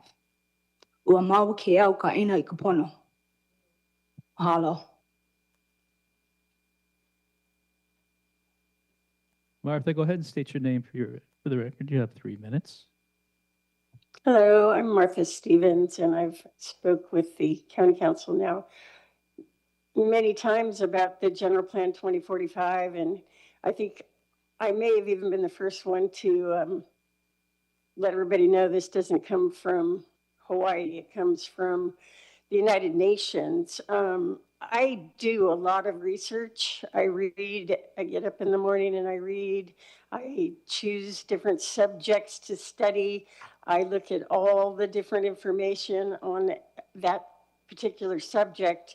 And this Agenda 21 has been in existence for a long time. Technocracy started in 1920. And coming from Silicon Valley, as I stated before, I know technology is going to move forward. We're lucky we're on a small island in the middle of the Pacific, and we have a barrier between us when it comes to all this electricity and Wi-Fi.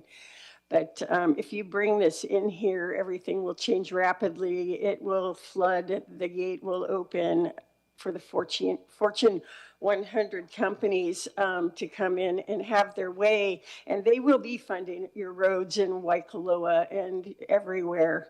They will, it's given. I only read in one place I only read, and I've been trying to find more information about it, but that Hawaii is a UN territory, which makes a lot of sense given everything that happens here all the time when it comes to politics. I do want you to know, Council, that the end game is to have governance by this technocracy and do away with your seats here, your seats in the government. If we are UN territory and this is going to go through no matter what, so be it, I suppose. I will prevail in my own life, and I will make sure that my community around me does as well. But right now, there are a lot of food shortages going on. There's major factories burning and going under. I guess Swift just closed their big factory, and burning all of Iowa. One of my customers almost lost his store. 30 seconds. So there's a big plan. I know people think it's conspiracy. It's not conspiracy. Just read. Get up in the morning and read. Choose a subject. Look into it. It's all there. Day and age of technology. Please, please do not put this Bill 666 through. 66 through. Thank you very much. Thank you for your testimony. Thank you so much, Chair. Our next testifiers are via Zoom.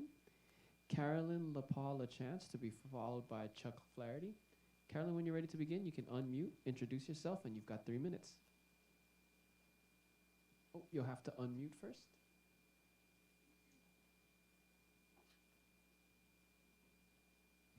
Okay. There you go. Got it. Okay.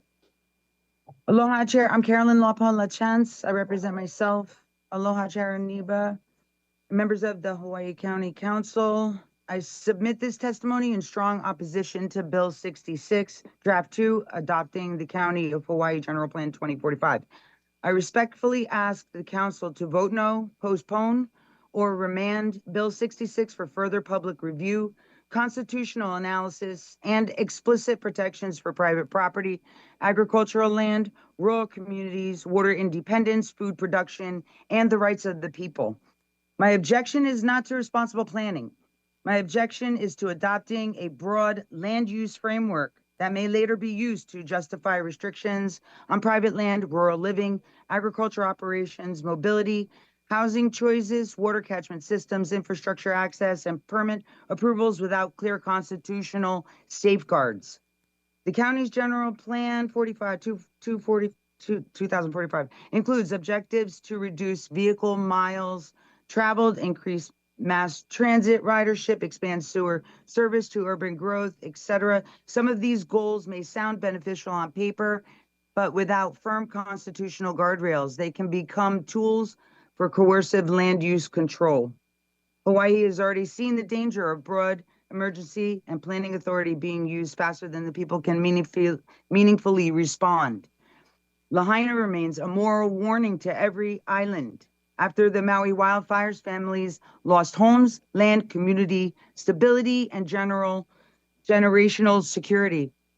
Many people remain displaced or unable to rebuild while government systems, permitting systems, emergency proclamations, housing policies, and outside interests continue moving around them.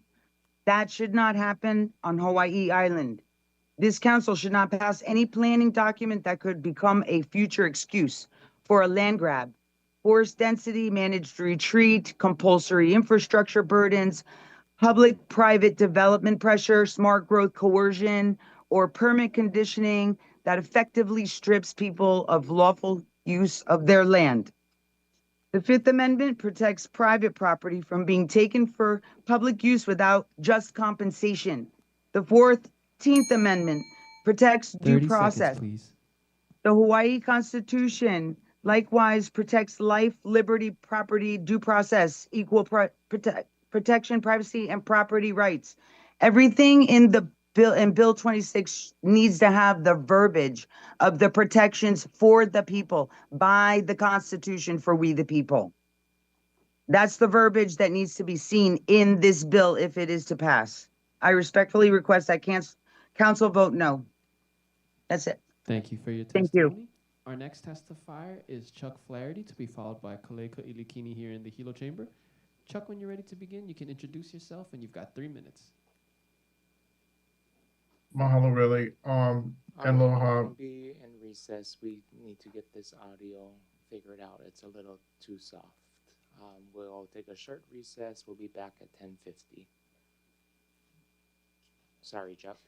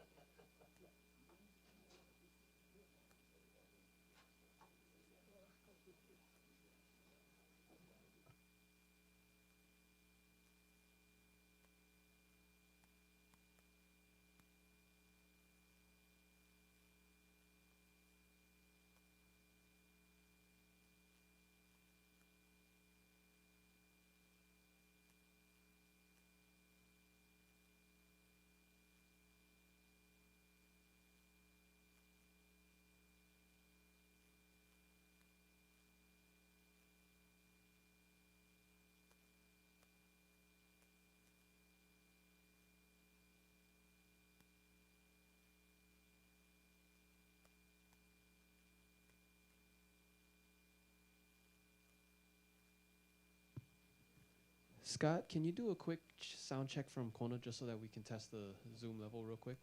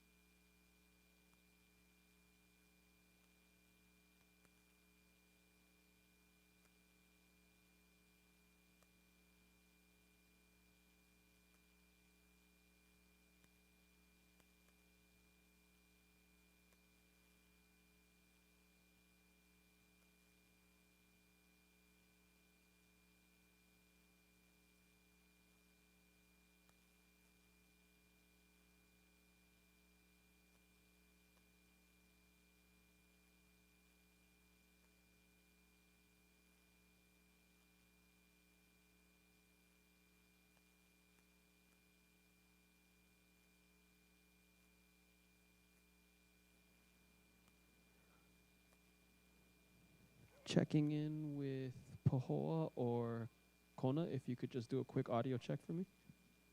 I can hear you loud and clear. Can you hear us? Yes, we can hear you, Gloria. Can you try that one more time? I can hear you loud and clear. Loud and clear in Kona.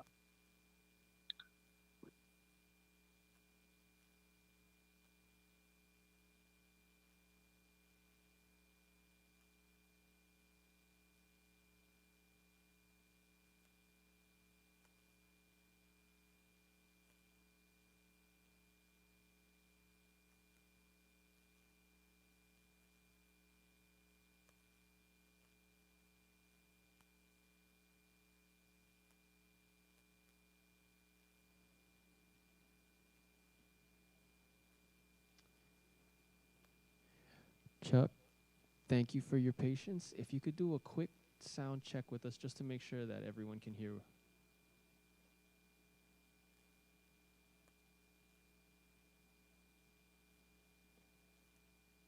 Hi, Chuck, calling out again. If you could just do a quick sound check before you start so we can make sure everyone can hear it.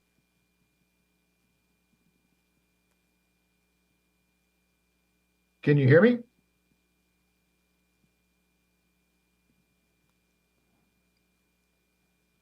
Yes? No? Maybe? Yes, we can hear you now. Thank you. We'll get started again shortly.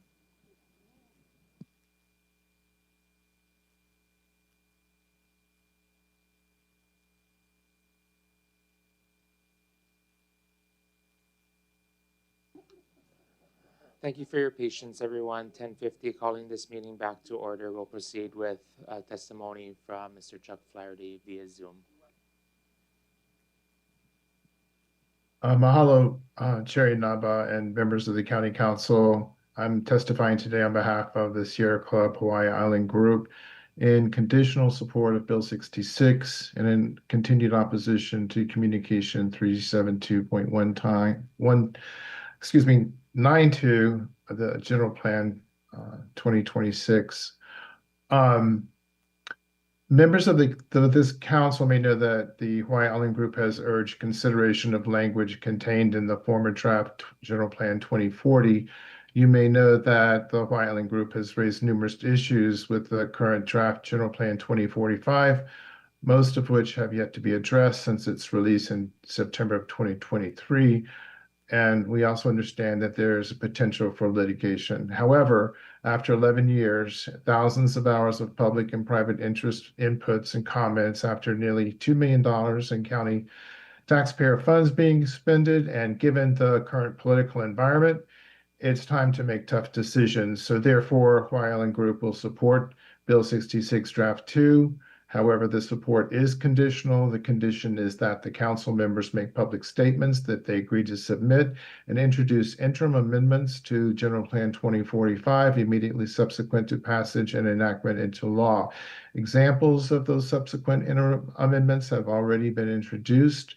From examples are Communication 372-197, 198, 199, with the exception of the language referencing data centers, with the understanding that future legislation will introduce to clarify data centers. are not data processing facilities. And we also do urge introduction of legislation that prohibits non-disclosure agreements with between county officials and representatives and private interests. Also, communication, we support 372-200 and 204. Also, the testimonies from the Na'alele Advisory Council and the Game Management Commission as interim amendments. With regard to communication 372.192, we don't believe that you should consider this any further as a possibility. It does not comply with the state constitution. Thank you. It does not comply with the state constitution. It does not comply with the HRS 225P, the Hawaii Climate Change Mitigation and Adaptive Initiative, or HRS 226, or the state Supreme Court ruling in the case of inapplication of Hawaii Electric Company. Those details are in our written testimony, which I urge you to read. Thank you so much for all the thousands of hours to everyone who's involved in this. And Imua, Thank you so mahalo. much for your testimony, Chuck. The 3 minutes are up, so we're going to have to move on. Chair, our next testifiers are here in the Hilo chamber, Kale Ka'ilikini, to be followed by Ruth Robeson, both testifying on Bill 66. Kale, when you're ready to begin, you can introduce yourself, and you've got 3 minutes. Aloha. Oh, sorry. Aloha, my name is Kale Ka'ilikini. I live in Hilo. I represent myself and my family. So I want to begin by thanking very much, mahalo nui loa, to James, Holeka, to Ashley, and to Fresh Onishi. We really appreciate what your thoughts, thinking. And I strongly oppose Bill 66, General Plan 2045. I've been testifying for close to 2 years, and the reasons I oppose 2045, number one, it was created by the United Nations. You can look it up. It's factual. Number two, stakeholders, everyone is agreeing. It means anything. The definition says allows anyone and everyone. My concern is that it will allow billionaires. They outprice the residents. We don't have their money, but they can come in, make decisions, develop plan, decide. They don't pay taxes. They don't live here. They don't care about my culture, our Kanaka Maoli culture. How can they? They're only interested in making money. 3, climate change. Here's my problem with climate change. I'm not a conspiracy theorist. I am a conspiracy researcher. Please remember that. I'm an educator. What is problematic is that in the General Plan 2045, we are not, or the government is not identifying geoengineering. That is man-made weather, manipulation of the weather. It's proven. I gave you 3-ring binders with over 100 pages proving that geoengineering is it's well alive and it's in use right now. So if you're not going to include it in GP 2045, what hopes do I have? So it's false. You don't really want to help me. And I think the reason for hiding that is because it's an insurance problem. Okay? The insurance companies want to hide that. Because you see, their policies say that if the weather is natural, they will not pay the insurance. If it's man-made, they have to. Okay? So we're not that stupid anymore. Anyway, 30 seconds, please. Another thing that's important to me, I want to say it, and that is I am a pioneer Kikioka Aina. I was born in Molokai, but my ancestors, pioneers of Hawaii Island, Waimea. My grandmother is a Lindsay. My grandfather is Purdy. My great-great-great-grandfather is John Palmer Parker. Do I love Hawaii Island? You bet your booties. This is the reason why I'm so passionate. Mahalo, thank you so much, especially Ashley, James Hustis, Fresh Onishi, and Holeka Inaba. Mahalo nui loa. Our Thank next you. testifier is Ruth Robeson, to be followed by our next two testifiers in Kona, and then we can take two testifiers in Pahoa before coming back. Ruth, when you're ready to begin, you can introduce yourself, and you've got 3 minutes. Thank you very much. It's on, right? Okay.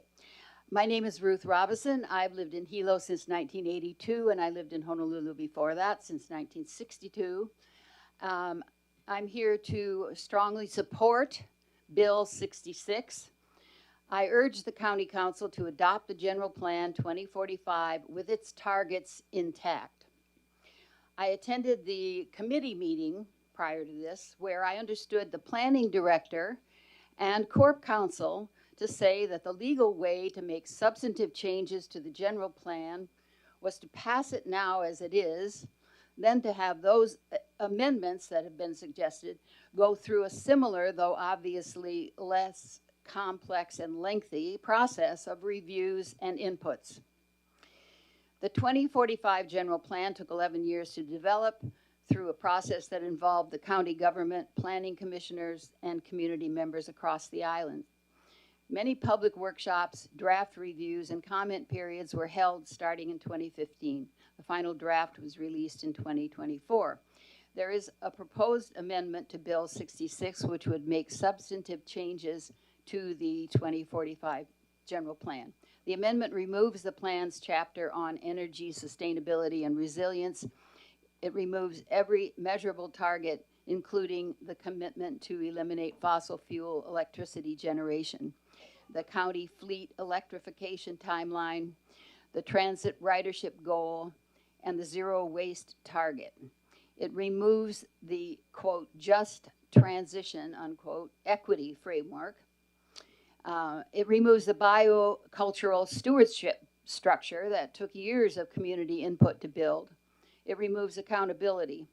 The proposed amendment would significantly reduce the value of the general plan.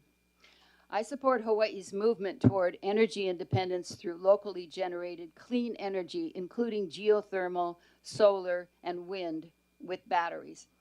State law requires county plans to work toward eliminating dependence on imported fuel. The 2045 general plan includes targets that are aligned with that mandate. Removing them puts the county out of alignment with state law. Please approve the 2045 general plan, which was created through an extensive 11-year, thank you, multi-stage process. Since I have 30 seconds, I would like to say that I endorse the testimony that was submitted by Noel Morin, M-O-R-I-N. He gives a very detailed rationale for passing the General Plan 2045. I'd also like to say that I was the president of the United Nations Association for this island for 7 years, and it's not a government. It's not a world government. Your time is up, so we're going to have to move on to our next testifier. Aloha, and thank you. Scott, if you could, please. Thank you, Riley. Next two testifiers here in Kona, Josephine Keli'ipio, to be followed by Jason Gagnon, both in opposition of Bill 66. Josephine, go ahead and state your name for the record and proceed. You have 3 minutes. Josephine Kili'ipio, Kailua Kona. Dear council members, I am speaking in opposition of Bill 66. Councilwoman Kimball's amendment on data centers fails to tell us that these control and surveillance centers, which is a more accurate name for them, are massive sprawling buildings. In Utah, there are plans to build a 62 square mile center. They will use so much water that it can actually impede or even stop future development. They will generate so much heat that it can actually induce droughts. It uses so much energy that 50,000 residents in Lake Tahoe area were put on notice that their power will be cut in 2027. So why are these control and surveillance centers using so much water and energy? They're being built to track and trace each and every one of us. They are already doing this in China. They will track and trace everywhere you go. They will watch how you spend your money. There will be no such thing as privacy anymore. The bottom line is that these control and surveillance data centers are designed to replace humanity. General Plan 2045 is using its climate change agenda to eventually control and surveil us through these control and surveillance centers. We can see this through its smart growth plan using TODs, 15-minute smart cities, workforce housing, EVs, etc. Passing the current GP 2045 is dangerous. Please vote no. Stick with our current GP 2005, and as testifier David Webb from Kapoho suggests, use Plan 2005 and make amendments to that plan instead. And lastly, I would just like to say that my council rep, Ms. Rebecca Villegas, owes us an apology for all those belittling and derogatory remarks made against those who testified against 2045 in the last meeting. Shame on her. Thank you.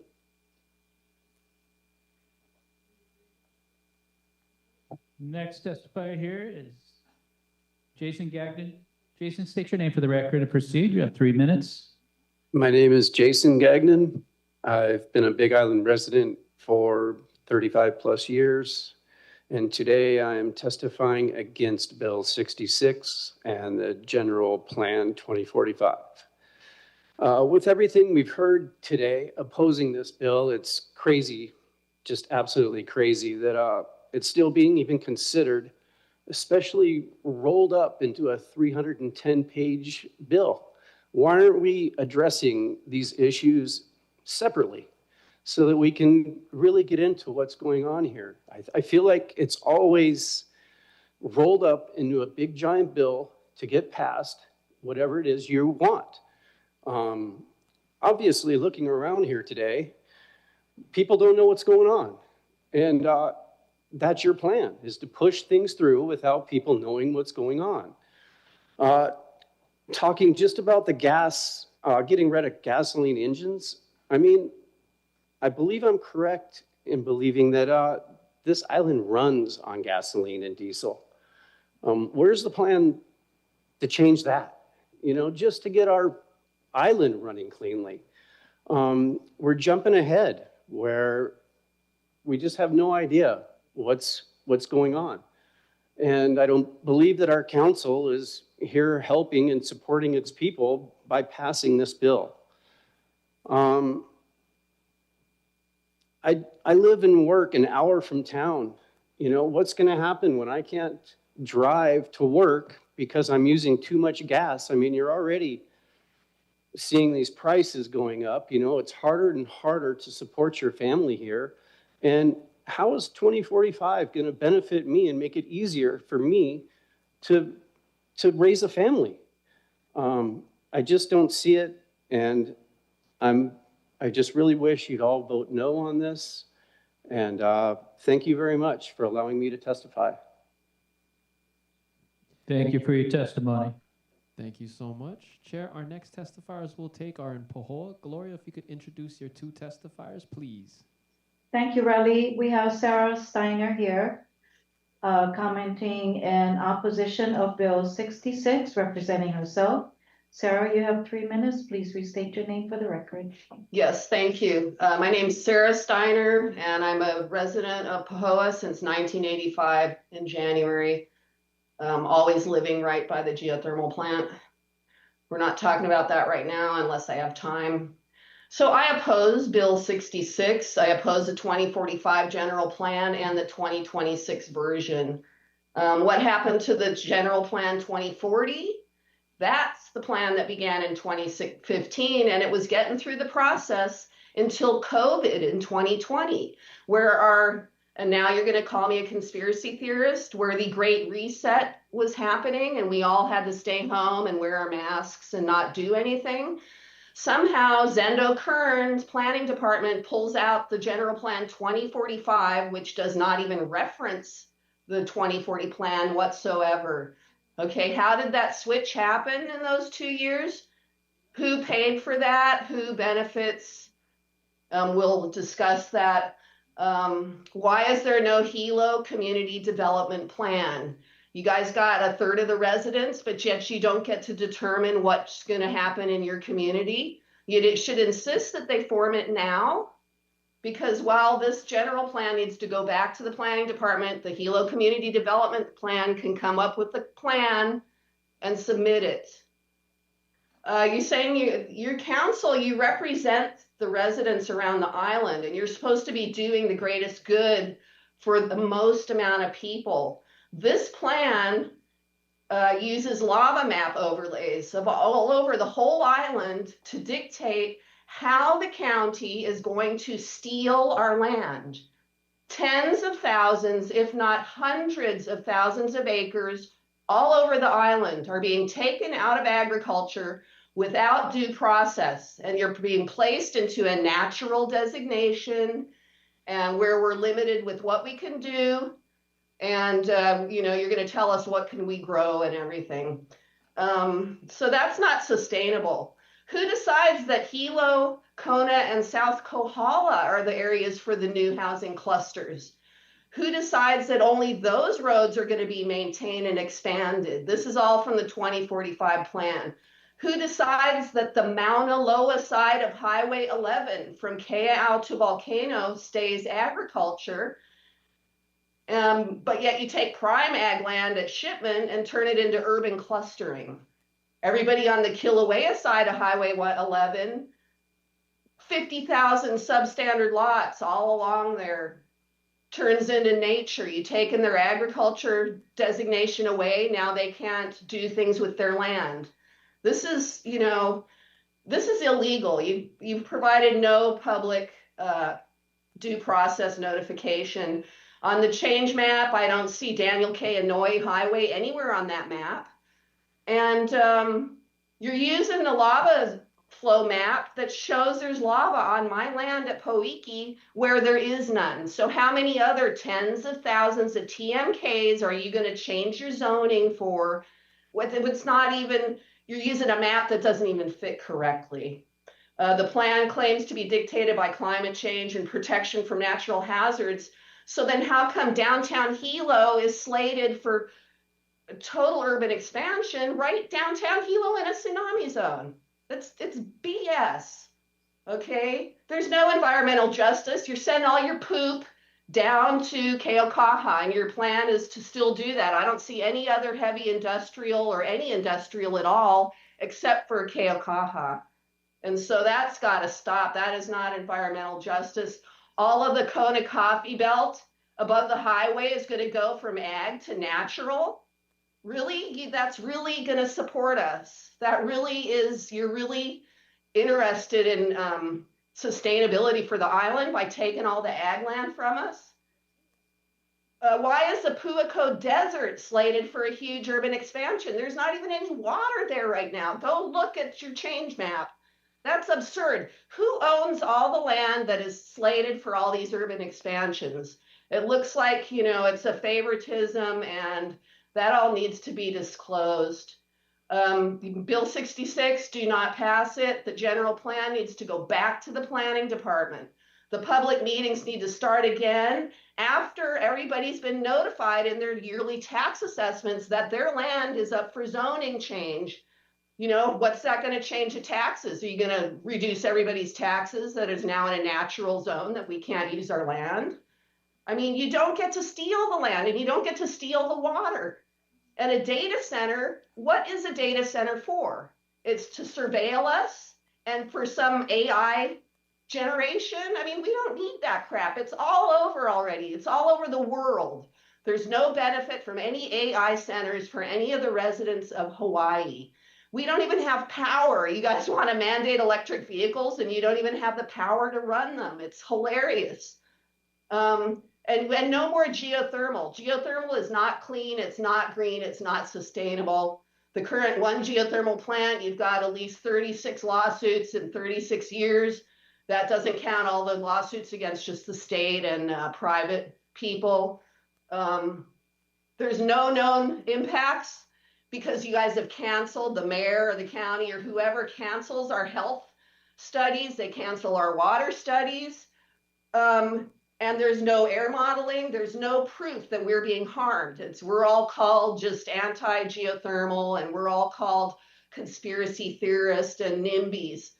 So you want that for the rest of the people here? Go look at the lawsuits. Like it happens every couple of years, something happens. There's emergencies, we're harmed, nothing ever happens to the geothermal plant. And you guys all think geothermal is great. And you're gonna think that you're gonna put it on Hawaiian homelands and you're gonna put it all over the islands. It can't even compete. It's like geothermal is about 0.5% of all the power in America. It's not viable. They've been doing it for 50 years and it's still at a flat, just a couple percent power producers. Solar and wind, water energy, all of that is free and it doesn't kill us with hydrogen sulfide. It doesn't cause earthquakes and it does not, cause subsidence and it doesn't hurt the water. That's all. Thank you. Don't pass 66. Thank you. Thank you, Sarah. Our next testifier is Robert Patrici, also commenting in opposition of Bill 66. Please restate your name for the record. You have 3 minutes. Aloha, Council. My name is Robert Patrici. I'm here in opposition to Bill 66, 2045, and 2026 for different reasons. First, I'd like to point out that passing either plan with the reasoning that we can and will simply come back and amend the bills later smacks of gut and replace. And if the county cannot or will not present a finished plan or plan the community actually supports is a huge red flag, or should be. Clearly, the plan needs more work that includes more public input, not less. Since the last meeting, I've made a point of talking with the community who all are either against this or unaware. They do not understand it. So saying that there's been enough public input and stuff is that's not true on the ground out here. That is a huge problem for me. All the talk about data center needs to be clarified. I'm a small off-grid organic farmer using sustainable practices today. These are things the county claims we need to support, and these bills or these plans are supposed to create. Well, I've been doing that for 45 years, and I can't even get water. The county refusing to give me water, and now you're talking about data centers that are going to use 1 million gallons of water when you won't help the farmers that are doing the things you say you want. That just doesn't make sense to me, and I don't understand why I can't have water. They're putting a new line right past my house, a new road. All the lots above me were covered with lava. Those meters aren't coming. What do you want that water for? The water meters start right next to my property, then jump my property.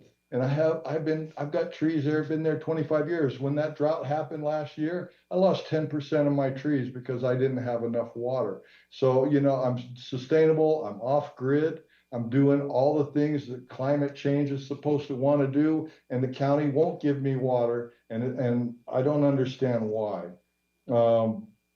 Let's see here.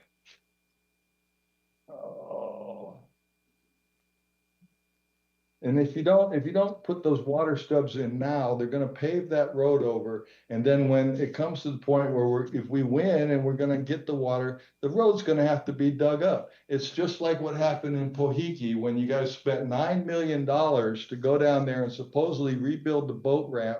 The thing was open for 3 days. Everybody knew that was going to happen. That $9 million was completely wasted and just went to special interests. And the same thing's happening with this water right now. You want this water for something else. That's why you won't give it to us. There's fighting data centers all across the United States right now. Communities are losing their land, their water's being polluted, and here we are talking about we're going to build geothermal plants to power data centers basically, and take water for data centers. But we won't help the farmers. We bring in all our food. The state, the county talks about we need to grow more food. Well, I'm growing more food. Give me some water. I want to thank Aaron Zeman for his watchdogging the legality, and the many others who opposed Bill 66 and 26 and until 2045. Those bills are written in a way we cannot support. So if people come in and they're saying we're going to support Bill 66, 2045 because we're going to come back and amend it, That's crazy. And you don't know how they're going to amend it. You could amend it in a way that's detrimental, even not if you can't write a bill that people are going to support, and you stand up there and you say, we're going to come back and fix it later.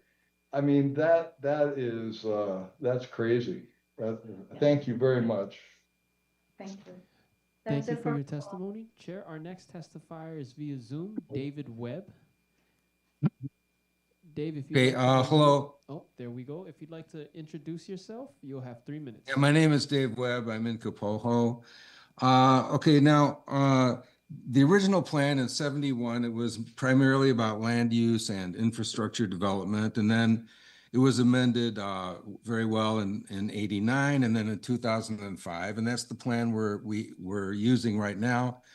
Nothing wrong with it. It covers all the things that the county needs to concern itself with. And so there's really not a pressing need for a new plan. Now, there are some things in the General Plan 2045 that are not in the existing plan, like the climate change stuff. But what happened was instead of just being amended, it was completely rewritten. And it covers more than just land use and infrastructure development. It covers behavior such as encouraging people to get, out of nature and into the city, more compactly into the more dense population, because they say, well, because that's where we're going to build the infrastructure and everything. Well, separation from nature is not the direction we want to go. The new plan is a lot of fluffy verbiage that's hard to understand. I don't think anybody really knows all of what's in it. It reminds me of when Congressperson Pelosi, when talking about the Affordable Health Care Act in the federal government, said, well, we have to pass this bill so that we know what's in it. I mean, that is a bit ridiculous. You can't just vote approval on something that has a lot of lies and then say, well, we can pull the lies out later. No, that's much more difficult. What this bill did, the new bill did, it woke people up. People started waking up, and interestingly, the people who did wake up all tend to be against the plan. It has a lot of poison pills in it. People have talked about stakeholders versus homeowners. General Plan 2045 doesn't even mention homeowners. Actually, Ashley's plan talks quite a bit about homeowners in a very good way. Poison pills such as the debt. The General Plan 2045 recommends, an appropriate level of debt, which if you dig out the numbers, that would be twice as much debt as we have now.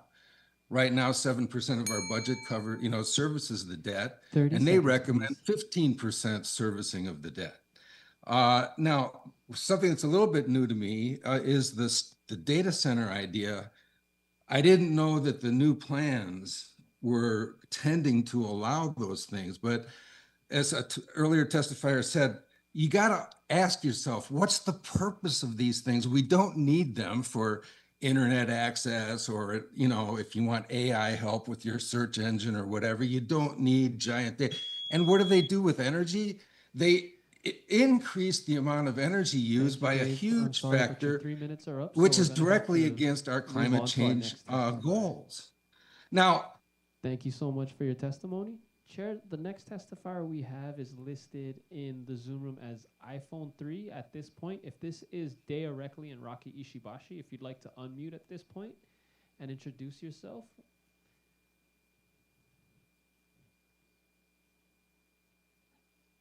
Again, calling for, sorry, just removing.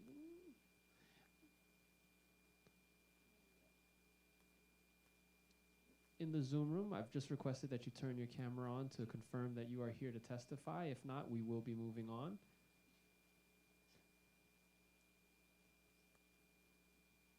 I believe this is Megan Isaac. Megan, if you'd like to provide testimony at this time, you can unmute, introduce yourself, and you'll have your 3 minutes for Bill 66.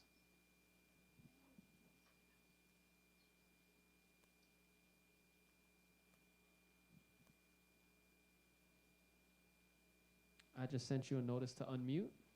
Mute. There you Hello. go. Hi. Good morning.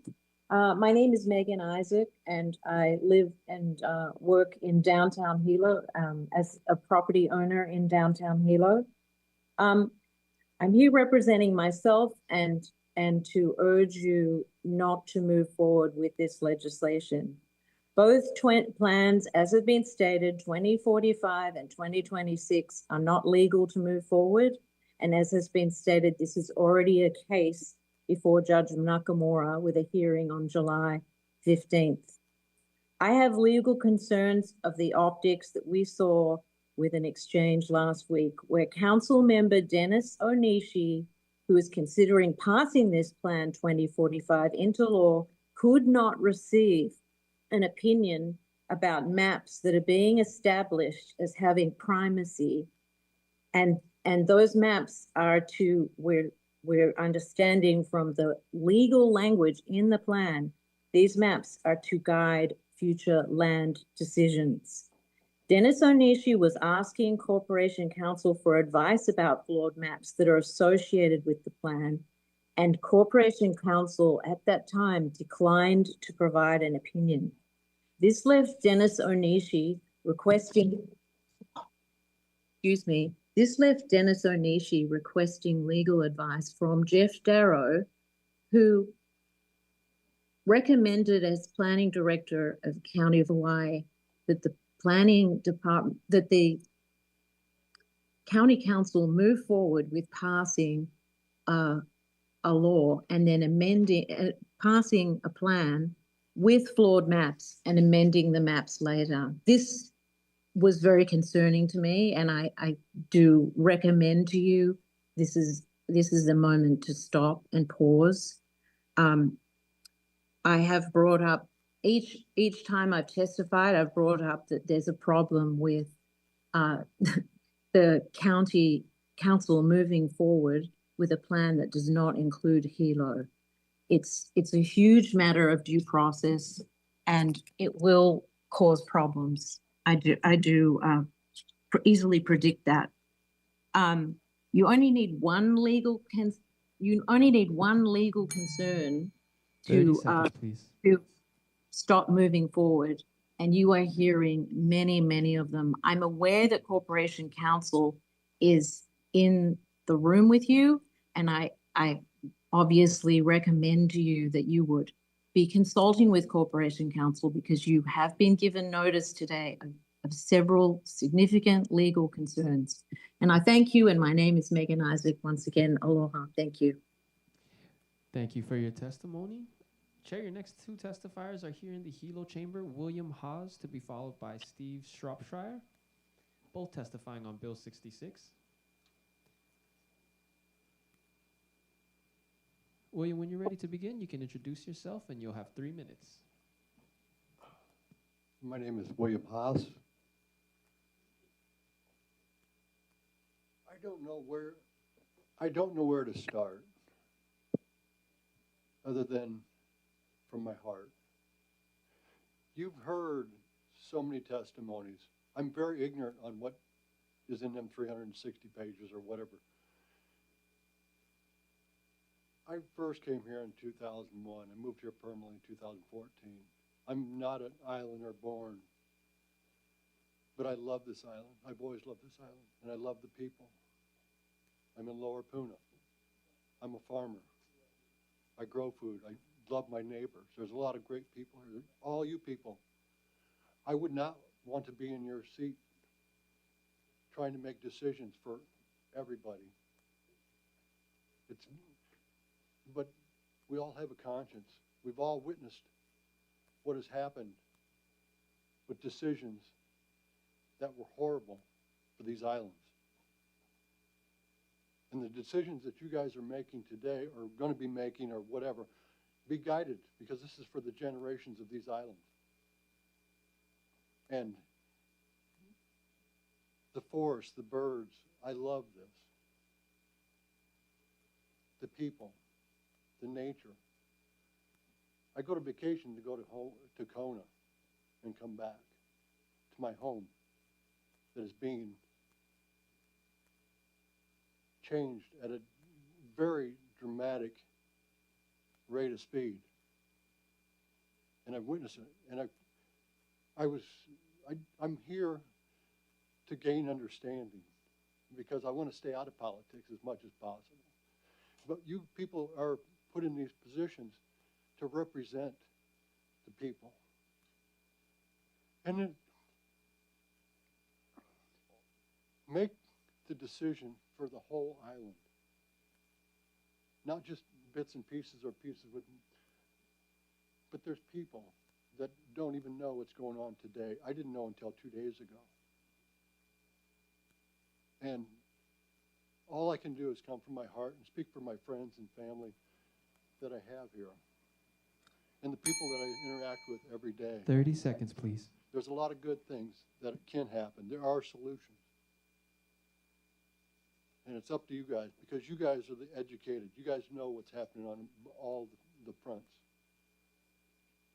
Thank you. And please make educated and wise decisions. I can't say nothing new. You've heard it. I'm listening to it. So thank you. Thank you. Thank you.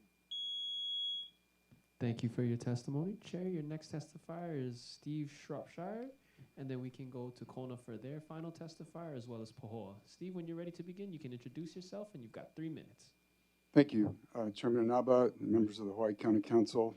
I'm here to oppose the provisions found in Bill 66. I've been a Hilo resident for 26 years, both here in Hilo and Papaikou, and the current general plan is affecting the LUPAG map on a piece of property that I own in Papaikou, and I'm here to respectfully oppose that. My son Dylan and I participated in the Hamakua Community Development Planning process for more than 5 years, attending over 40 public meetings. That experience gave me deep respect for the CDP process and a clear understanding of its limitations. The general plan must retain authority over CDPs. The CDPs reflect regional perspectives, but the general plan must balance island-wide housing, infrastructure, and economic and private property rights. Localized opposition can disproportionately influence CDP outcomes and suppress land use planning. Public input on land use decisions of this magnitude should not be limited to the immediate region.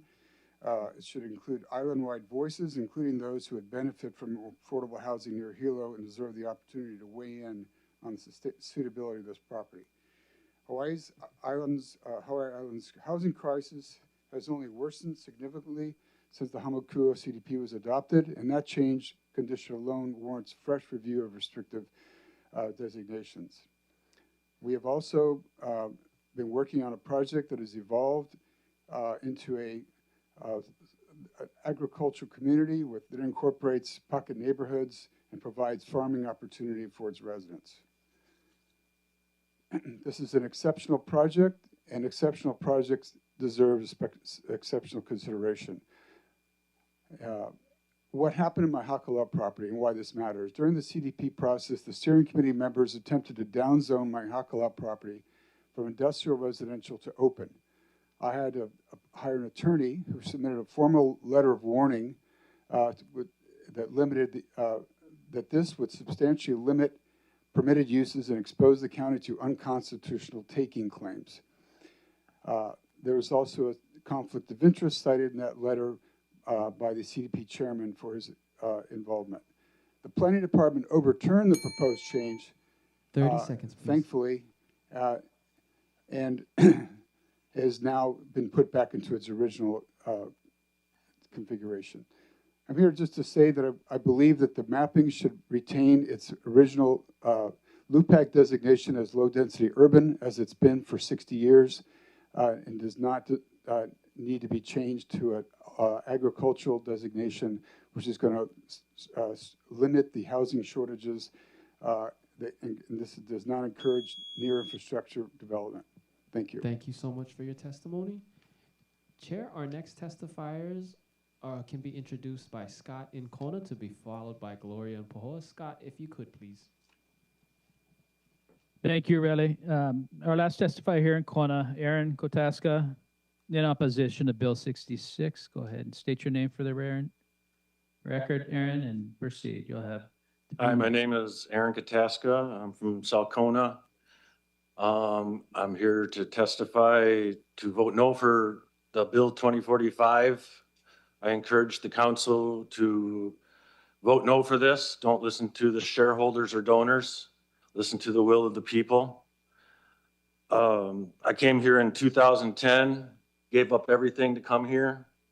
It's been a struggle, but finally I am in a good place.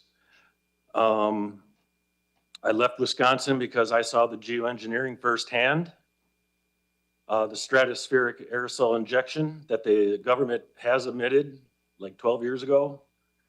I don't want to see that come here, although I see the floating platform SBX-1 floating around, X-RAD radar. I feel like I might lose everything with this bill because of the lawyer speak that's in it. United Nations agenda, their own slogan, you own nothing and be happy. I don't want to see that. And one thing I've learned from the COVID lockdowns is maybe you should listen to your conspiracy theorists, because we were right. Thank you for your testimony. Thank you. Here in Pahoa, we have Luana Jones commenting in opposition of Bill 66. Ms. Jones, you have 3 minutes. Please restate your name for the record. Thank you. My name is Luana Jones. I've been a resident here in Puna for over 40 years and now claim ownership. But with ownership comes kuleana. And I just happened upon this meeting. And I think, you know, one of the problems with government is like, unlike how it used to be or should be, they don't inquire with the people of the place of, you know, what they're doing and what should be done. And we don't know yet, a lot of the don't know yet, but the answer lies with the kupuna of the different places. But I'm here and I'm grateful that I'm here because, you know, a lot of times Hawaiians or locals, a lot of general public, they just don't know what's going on. And most of the time it is special interest that comes in, but we're raising the generations that know the truth, are learning the culture and anyway, they're going to be the leaders of the future. And we are hoping that they will take positions of leadership to bring back what they're being taught now, aloha aina, aloha keakua. And lastly, I recently learned, all my years I never knew at the meeting. I mean, this setup is in ancient Hawaii or pre-Western, the land, the kanawai was the law of the land. It was the only law, the kanawai. And it meant that whatever you wanted to do with the land or the people or the resources, it had to be pono and beneficial to the people as well as the aina. And if it wasn't, then aole, it was not done. It was not allowed. And that's something that we can use to guide our hearts in all these decisions. But lastly, you know, when man is the caretaker of there's the kanawai kanaka in the realm of man, and then there's the kanawai akua in the realm of the gods. And when it's not pono, they come. They come in and make things pono. So I just want to leave you with that, and just thanks for the opportunity, and mahalo ke akua that I was led here today. Mahalo. Thank you. Thank you so much to our testifiers. With that, Chair, I believe those are the testifiers you have for today. Thank you, Mr. Araceli. With that, we will proceed Are there any amendments to the minutes of the March 4th, 2026 council meeting? Seeing none, the meeting minutes, excuse me, for March 4th, 2026 are deemed approved, and we'll proceed with resolutions.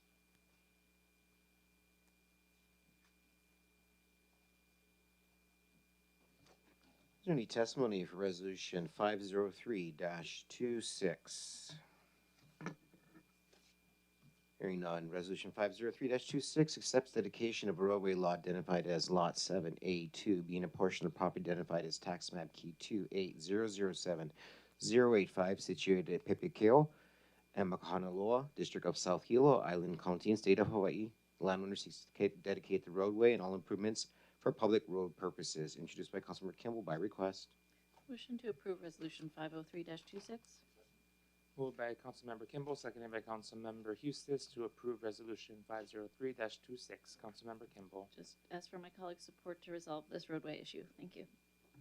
Thank you. All those in favor of approving resolution 503-26, please say aye. Any opposed? Motion carries 9 ayes. Resolution 503-26 is approved. Is there any testimony for resolution 518-26? Hearing none, resolution 518-26 amends the rules of procedure and organization of the Council of the County of Hawaii by repealing rule number 7 and adding a rule relating to permitted interaction groups. Replaces ad hoc committees with permitted interaction groups. Introduced by Councilmember Inaba. Chair, motion to adopt resolution 518-26. Moved by Councilmember Kirkowitz, seconded by Councilmember Hustis to approve resolution 518-26. All those in favor, please say aye. Any opposed? Motion carries 9 ayes. Resolution 518-26 is approved. Is there any testimony for resolution 544-26? Hearing none, resolution 544-26 amends rules number 9 and 10 of the rules of procedure and organization of the Council of the County of Hawaii relating to voting and disclosure of interests, respectively. Requires a member of the council to leave a council or committee meeting during discussion and voting on a matter in which that member has disclosed a financial or personal interest. Introduced by Councilmember Inaba. Chair, motion to adopt resolution 544-26. Moved by Councilmember Kirkowitz, seconded by Councilmember Hustis to approve resolution 544-26. All those in favor, please say aye. Any opposed? Motion carries 9 ayes. Resolution 544-26 is approved. Is there any testimony for resolution 545-26?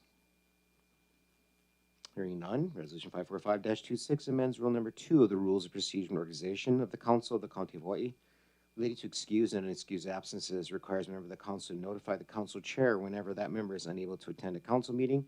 Requires the council chair to determine and announce whether the absence is excused or unexcused. Introduced by Councilmember Inaba. Communication 855.1 from Councilmember Holeko Goro Inaba dated May 11, 2026, transmitting proposed amendments to resolution 545-26. Chair, motion to approve resolution 545-26. Moved by Councilmember Kirkwood, seconded by Councilmember Kagiwara to approve resolution 545-26. Chair, motion to amend resolution 545-26 with the contents of communication 855.1. Moved by Councilmember Kirkowitz, seconded by Councilmember Hustis to amend resolution 545-26 with the contents of communication 855.1. Chair, I just want to lend my support for this particular amendment. During committee, we discussed making sure that it was noted on the record that absences were excused for both committee and council. I think it's important that the record showcase members are in attendance and providing advocacy and voice for their constituents. Thank you, Chair. Thank you, Councilmember Kirkowitz. Councilmember Kagiwara. Thank you. Just lending my support and thanking Councilmember Kirkowitz for bringing this clarity. I have full support. Thank you. Vice Chair Onishi. Thanks, Chair. Just wanted to find out, when does this take effect?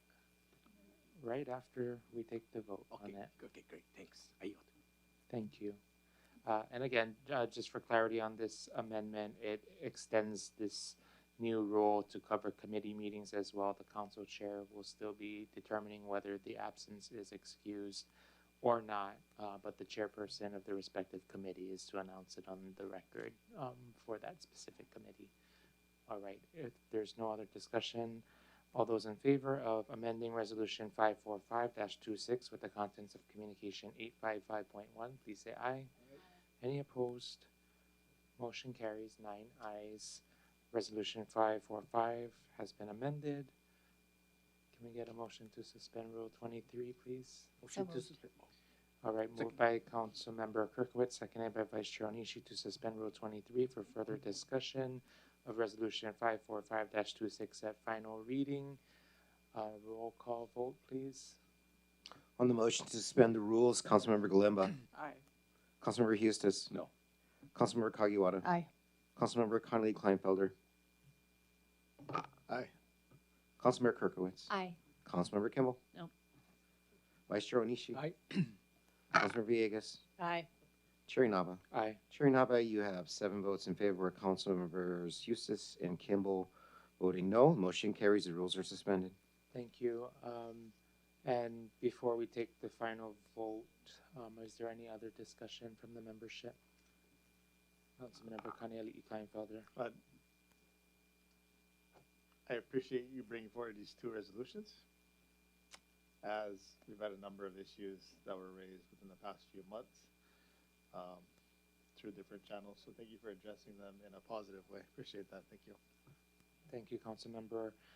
And with that, just while we're here on the public record, we typically do submit notices of absence or tardiness to the chair.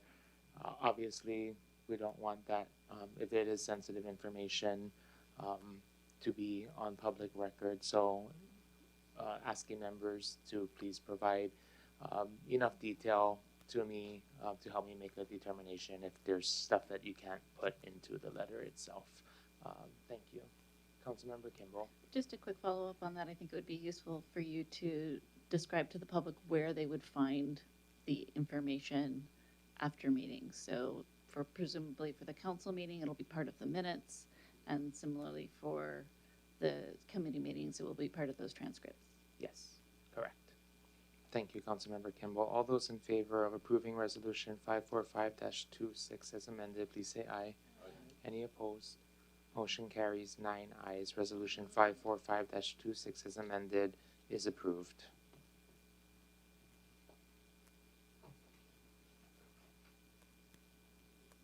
Is there any testimony for Resolution 546-26 Draft 2?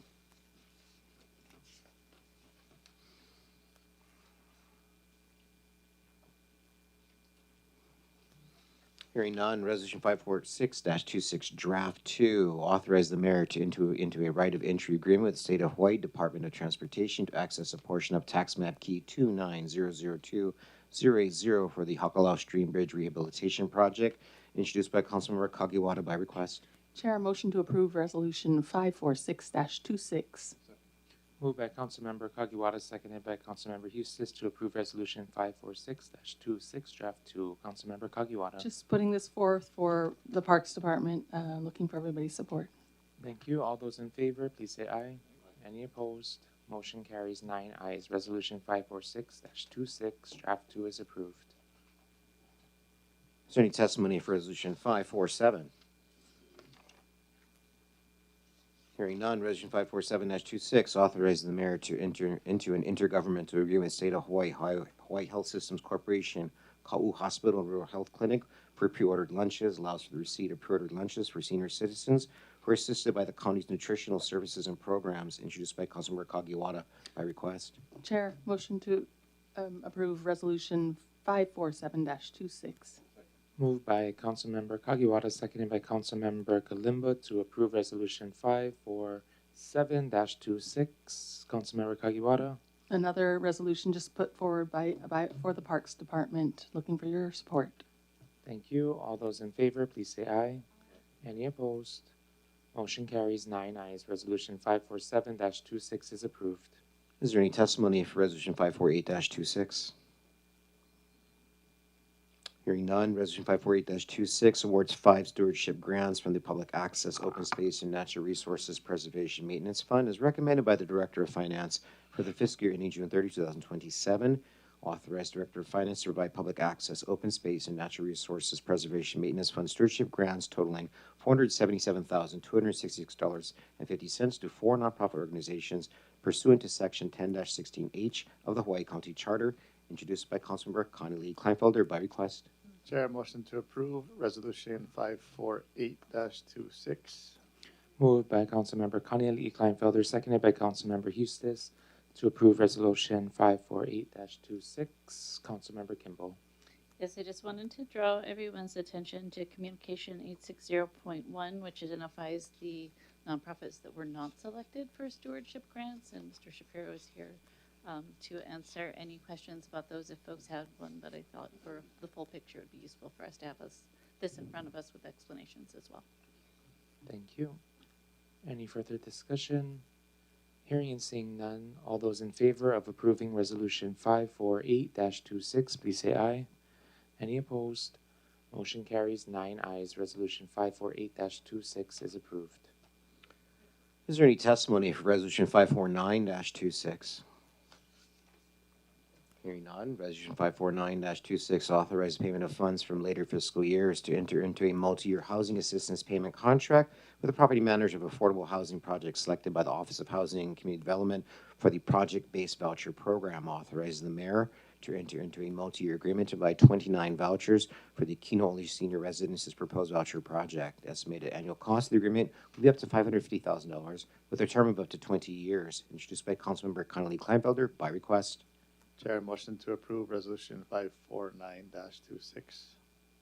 Moved by Councilmember Connie Lee Kleinfelder, seconded by Councilmember Eustace to approve Resolution 549-26. All those in favor, please say aye. Oh, excuse me, Vice Chair Onishi. Yeah, thank you, Chair. I just wanted to clarify, I think at the last meeting I had mentioned about this property, and we were told that the ownership of the property was in the county. But I did go research with property tax, and the county does own the property.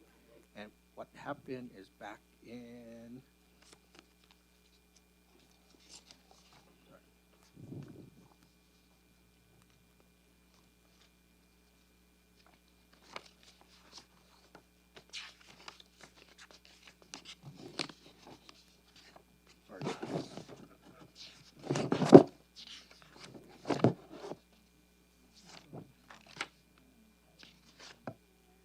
back in, where's the date?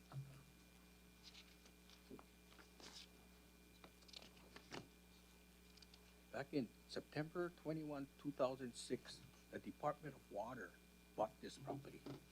And then, back in September 26, 2006, Department of Water bought this property, and then it was turned over to the county, and then there's a lease agreement with 2020 Kino'oli Limited Partnership that is dated on July 1st, 2010, just to clarify.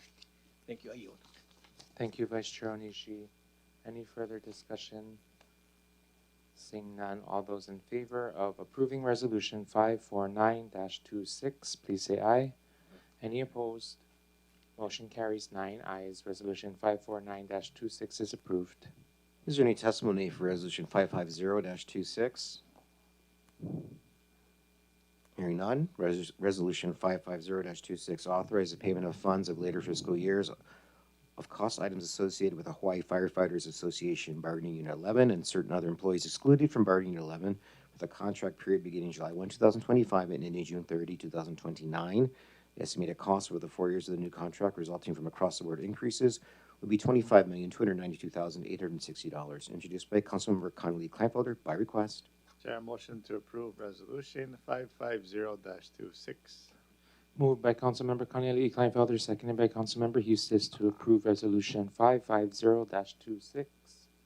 Councilmember Connie Lee Kleinfelder. Just gonna take a minute to state, I understand that this was maybe not the wanted outcome for HFFA, but it is a substantial step, and I do hope that our firefighters appreciate that we appreciate them, that in the future maybe this can be worked on, but for the time being, $25 million 4-year increase in salary is substantial, and I'm sure there was more wanted, and that we'll see what happens in future years. But just wanting to state that for the firefighters out there who do so much for our community. Thank you. Councilmember Kirkowitz. Thank you, Chair. I just want to disclose that my partner is a firefighter, so I'll be recusing myself from the vote. Thank you. Thank you. We did pass a rule just now where you remove yourself from the chambers if you are recusing yourself. So. Thank you, Councilmember Kirkowitz.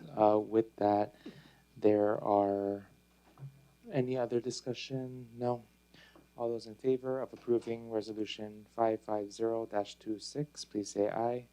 Any opposed? Motion carries 8 ayes, 1 recusal by Councilmember Kirkowitz.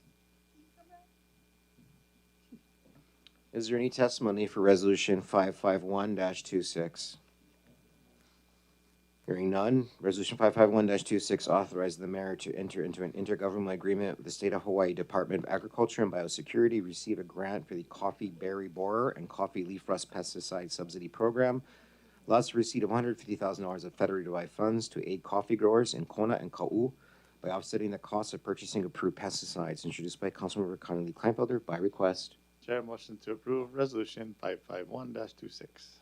Moved by Councilmember Connolly Kleinfelder, seconded by Councilmember Eustis to approve resolution 551-26. All those in favor, please say aye. Any opposed? Motion carries 9 ayes. Resolution 551-26 is approved. Is there any testimony for resolution 552-26?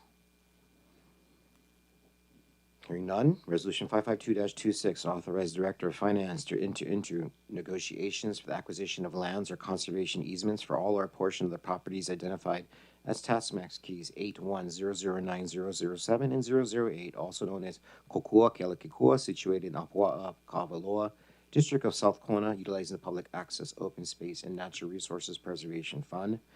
County seeks to acquire approximately 1.26 acres of land listed as the highest priority in the 2025 annual report of the Public Access, Open Space, and Natural Resources Preservation Commission, introduced by Councilmember Galimba. Chair, motion to approve resolution 552-26. Moved by Councilmember Galimba, seconded by Councilmember Villegas to approve resolution 552-26. Councilmember Galimba. Thank you. Just ask for my colleagues' support on this, and just noting that it was the highest ranked and that this community group has done extensive work on building support for this acquisition, including getting funding from the State Legacy Land Commission. Thank you. Thank you. All those in favor of approving resolution 552-26, please say aye. Any opposed? Motion carries 9 ayes. Resolution 552-26 is approved. Is there any testimony for resolution 557-26? Hearing none, resolution 557-26 transfers, appropriates, and appropriation out from the designated fund account, credit same to a designated fund account to return grant funds previously awarded by resolution number 245-25. Transfers $1,150 from the Department of Parks, Recreation, Administration, other current expenses account.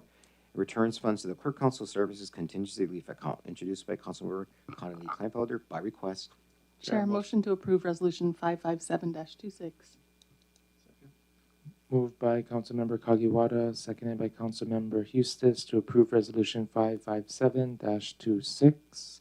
Councilmember Kagiwara. Thank you, Chair. Just this was an organization, the USA Volleyball. They had the Hawaii Island Labor Day Classic Volleyball Tournament, and they were not able to spend all the money in the way they had originally planned. So they are returning this small amount to our CRF funds. Thank you. Thank you. All those in favor of approving resolution 557-26, please say aye. Any opposed? Motion carries 9 ayes. Resolution 557-26 is approved. Is there any testimony for resolution 558-26? Hearing none, resolution 558-26 transfers, appropriates, and appropriation out from a designated fund account, credit same to a designated fund account, but a grant to Equality Hawaii, HI, to support the 14th Annual Pride Parade and Festival. Transfers $3,600 in a clerk council services contingency relief account, Council District 2, and credits to Department of Liquor Control, Public Programs account. Introduced by Councilmember Kagiwara. Chair, motion to approve Resolution 558-26. Moved by Councilmember Kagiwara, seconded by Councilmember Hustis to approve Resolution 558-26. Councilmember Kagiwara. Thank you. Just looking for my colleagues' support for this wonderful, joyous event, the 14th Annual Pride Parade and Festival here in Hilo. It's going to be held on June 27th. Everybody's welcome. It's a very celebratory and fun time for the whole community. So looking for everybody's support. Thank you. Thank you. All those in favor of approving Resolution 558-26, please say aye. Any opposed? Motion carries 8 ayes, 1 absent. Councilmember Kimball, Resolution 558-26 is approved. Is there any testimony for Resolution 559-26? Hearing none, Resolution 559-26 transfers, appropriates, and appropriation out from a designated fund account, credit same to a designated fund account, but a grant to Hawaii Science and Technology Museum to support the 2026 Hawaii VEX IQ Regional Celebration Tournament. Transfers $1,286 in the Clerk Council Services Contingency Relief Account, Council District 2, and credits to Public Control, Public Programs account, introduced by Councilmember Kagiwara. Chair, motion to approve Resolution 559-26. Moved by Councilmember Kagiwara, seconded by Councilmember Hustis to approve Resolution 559-26. Councilmember Kagiwara. Thank you, Chair. Just looking for my colleagues' support on this. This actually happened on April 18th. It was kind of a makeup robotics event for the students who qualified to go to the Oahu final big event, but it was due to the Kona lows, they weren't able to attend. So they did this extra celebratory event just for some of the students on our island. So I was happy to support. Looking for everybody else's support. Thank you. All those in favor of approving Resolution 559-26, please say aye. Any opposed? Motion carries 9 ayes. Resolution 559-26 is approved. Is there any testimony for Resolution 560-26? Hearing none, Resolution 560-26 transfers, appropriates, and appropriation out from a designated fund account, credit same to a designated fund account by a grant to Hawaii International Science Experience to assist with expenses for the 2026 HISE program. Transfers $6,000 of Clerk Council Services Contingency Relief Account, Council District 8, and credits to Department of Parks and Recreation, Administration of the Current Expenses account, introduced by Councilmember Inawa. Chair, motion to approve Resolution 560-26. Moved by Councilmember Hustis, seconded by Vice Chair Onishi to approve Resolution 560-26. This is from my office, and the $6,000 is going specifically towards transportation for this experience happening this summer. Ask for everyone's support. All those in favor of approving Resolution 560-26, please say aye. Any opposed? Motion carries 9 ayes. Resolution 560-26 is approved. Is there any testimony for Resolution 561-26? Hearing none, Resolution 561-26 transfers, appropriates, and appropriation out from a designated fund account, credit same to a designated fund account for the Department of Parks and Recreation to purchase security cam equipment for the Stanley Costales Wai'okeuka Gym. Transfers $2,700 on the Clerk Council Services Contingency Relief Account, Council District 3, and credits to the Department of Parks and Recreation, Administration of the Current Expenses account, introduced by Councilor Onishi. Make a motion to approve Resolution 561-26. Moved by Councilmember Onishi, seconded by Councilmember Hustis to approve Resolution 561-26. Vice Chair Onishi. So this is interesting. It was like a week before we had the dedications of opening the new rec center. Some people came up there and did some vandalism. And so when I heard that, then I asked if there were any security cameras that were, put in within the new center, and they said no. So this will help with protecting that area of any vandalism or people that are loitering around that whole place during after hours. So I ask for you guys' support. All those in favor of approving Resolution 561-26, please say aye. Any opposed? Motion carries 9 ayes. Resolution 561-26 is approved. Is there any testimony for Resolution 562-26? Hearing none, Resolution 562-26 transfers, appropriates, and appropriation out from a designated fund account, credit same to a designated fund account, but a grant to Dare Hawaii to assist with expenses relating to the 2026 Dare Day celebration in East Hawaii. Transfers $1,722 on the Clerk Council Services Contingency Relief Account, Council District 5, and credits to Department of Liquor Control Public Programs Account, introduced by Councilmember Connie Lee Kleinfelder. Chair, motion to approve Resolution 562-26. Moved by Councilmember Cornelia E. Kleinfelder, seconded by Councilmember Hustis to approve Resolution 562-26. Councilmember Cornelia E. Kleinfelder. Just noting the testifier from earlier this morning. Mahalo for being here today and making the time. Thank you. Thank you. All those in favor of approving Resolution 562-26, please say aye. Any opposed? Motion carries 9 ayes. Resolution 562-26 is approved. Is there any testimony for Resolution 563-26? Hearing none, Resolution 563-26 transfers, appropriates, and appropriation out from a designated fund account, credit same to a designated fund account for the Kekua Okalani Gymnasium flooring project in Council District 7. Transfers $18,145 in the Clerk Council Services Contingency Relief Account, Council District 7, and credits to Department of Parks and Recreation, Parks, Maintenance, Other Current Expenses Account, introduced by Councilmember Villegas. Motion to approve Resolution 563-26. Moved by Councilmember Villegas, seconded by Councilmember Galimba to approve Resolution 563-26. Councilmember Villegas. Just ask for my colleagues' support. Unfortunately, the gymnasium floor was seriously damaged during our frequent storms. We've been having problems with the roof and some issues with the flooring, and I'm grateful that there's still some contingency monies left in this year's fiscal cycle to contribute to Parks and Rec. Thank you for all your hard work there, making the best out of a wet situation at the gym. I yield. Thank you. All those in favor of approving Resolution 563-26, please say aye.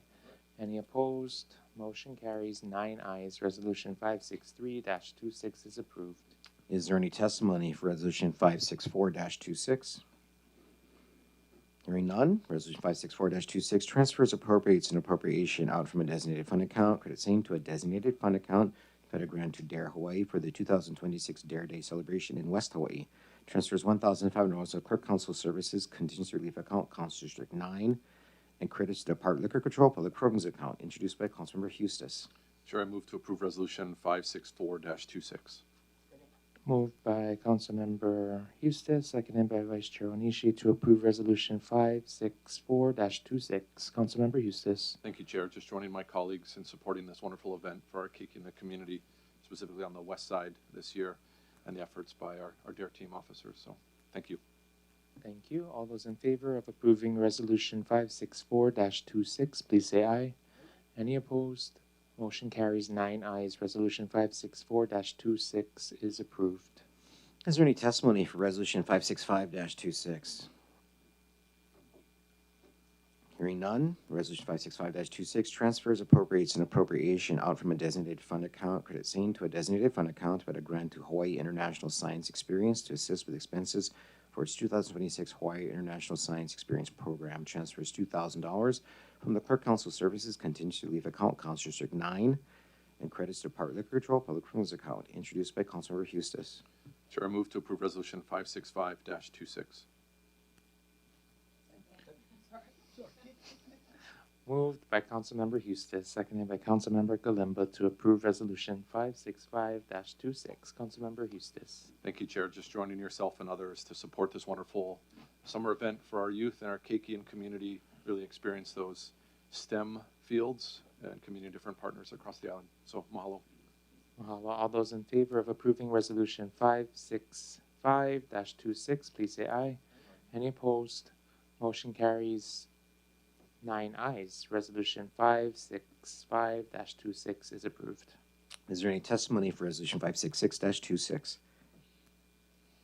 Hearing none, Resolution 566-26 transfers, appropriates, and appropriation out from designated fund account, credit same to a designated fund account, grant to North Kohala Community Resource Center to assist with expenses for the Kohala High School 100-year celebration. Transfers $2,000 in the Clerk Council Services Contingency Relief Account, Council District 9, and credits to Public Control Public Programs account, introduced by Councilmember Hustis. Chair, move to approve Resolution 566-26. Moved by Councilmember Hustis, seconded by Vice Chair Onishi to approve Resolution 566-26. Councilmember Hustis. Thank you, Chair. Just lending support from the District 9 office to assist with the upcoming Kohala High School celebration of 100 years in the community. So grateful to see that event come forward and lend some support there. Mahalo. All those in favor of approving Resolution 566-26, please say aye. Any opposed? Motion carries 9 ayes. Resolution 566-26 is approved. Is there any testimony, additional testimony for Resolution 568-26? Hearing none, Resolution 568-26 recognizes the fourth and final graduating class of the Hawaii National Guard Job Challenge Academy located at the Keaukaha Military Reservation in Hilo, introduced by Councilmember Kimball. Chair, motion to approve resolutions 568-26. Moved by Councilmember Kimball, seconded by Councilmember Kagiwara to approve Resolution 568-26. Councilmember Kimball. Yes, I'd like to amend this resolution to include the names of the individuals. So motion to amend resolution 568-26 with the contents of communication 889.1. Moved by Councilmember Kimball, seconded by Councilmember Kirkowitz to amend Resolution 568-26 with the contents of communication 889.1. Councilmember Kimball. Yes, just ask for my colleagues' support for the addition of the names of the cadets. We did not have that available to us at the deadline for submission of this resolution, so having to add it afterwards, and I will begrudgingly ask for a suspension of the rule after this vote. Only if you support it. All right, I'm just kidding. All those in favor of amending Resolution 568-26 with the contents of communication 889.1, please say aye. Any opposed? Motion carries 9 ayes. Motion to suspend Rule 23. Moved by Councilmember Kimball, seconded by Councilmember Kalimba to suspend Rule 23 for further discussion. All those in favor, please say aye.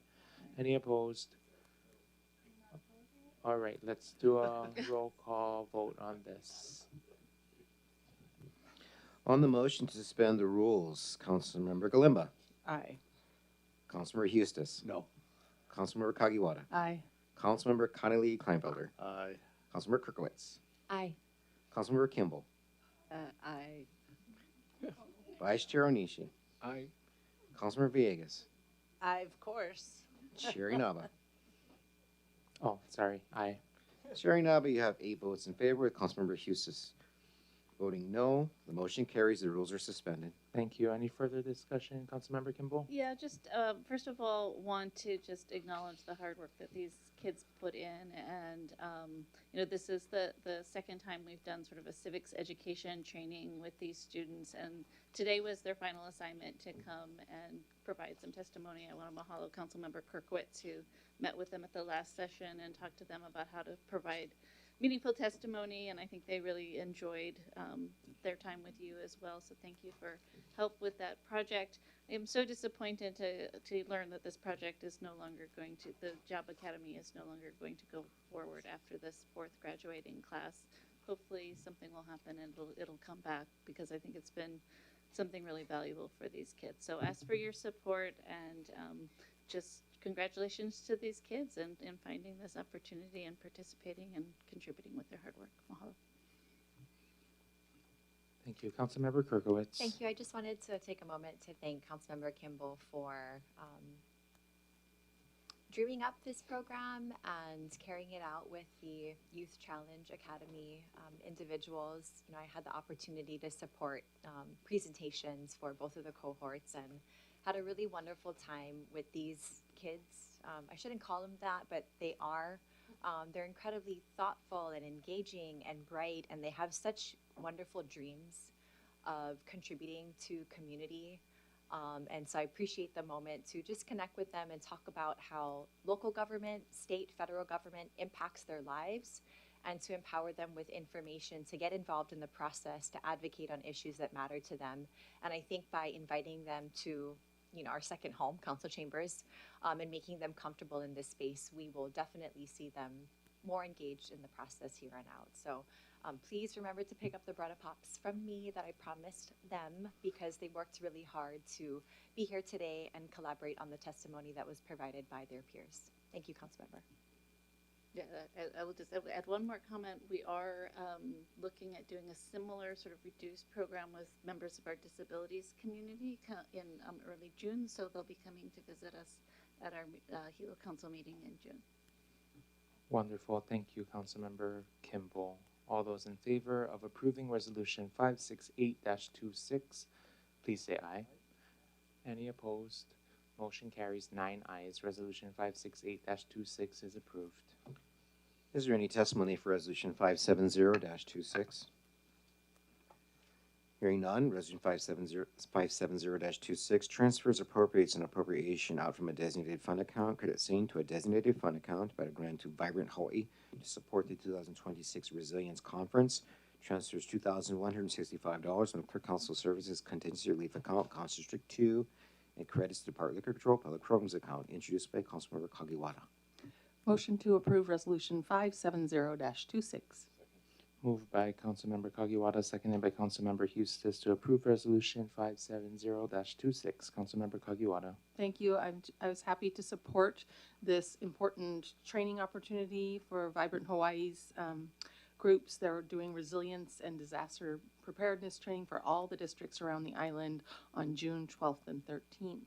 And just looking for everybody's support. Thank you. Thank you. All those in favor of approving Resolution 570, right? Dash 26, please say aye. Any opposed? Motion carries 8 ayes, 1 excuse. Councilmember Kirkowitz, Resolution 570-26 is approved. Is there any testimony for Resolution 571-26? Hearing none, Resolution 571-26 transfers, appropriates, and appropriation out from a designated fund account, credit seen to a designated fund account, paid a grant to WeGo Foundation Incorporated to assist with expenses for the 2026 Hawaii International Futsal Cup. Transfers $1,000 from the Clerk Council Services Contingency Relief Account, Council District 9, and credits to the Department of Liquor Control Public Programs Account, introduced by Councilmember Hustis. Chair, motion to approve Resolution 571-26. Moved by Councilmember Hustis, seconded by Vice Chair Onishi to approve Resolution 571-26. Councilmember Hustis. Thank you, Chair. Just looking for support as this group prepares for the upcoming tournament. We go. Thanks, Thank Chair. you. Councilmember Kaniali'i Kleinfelder.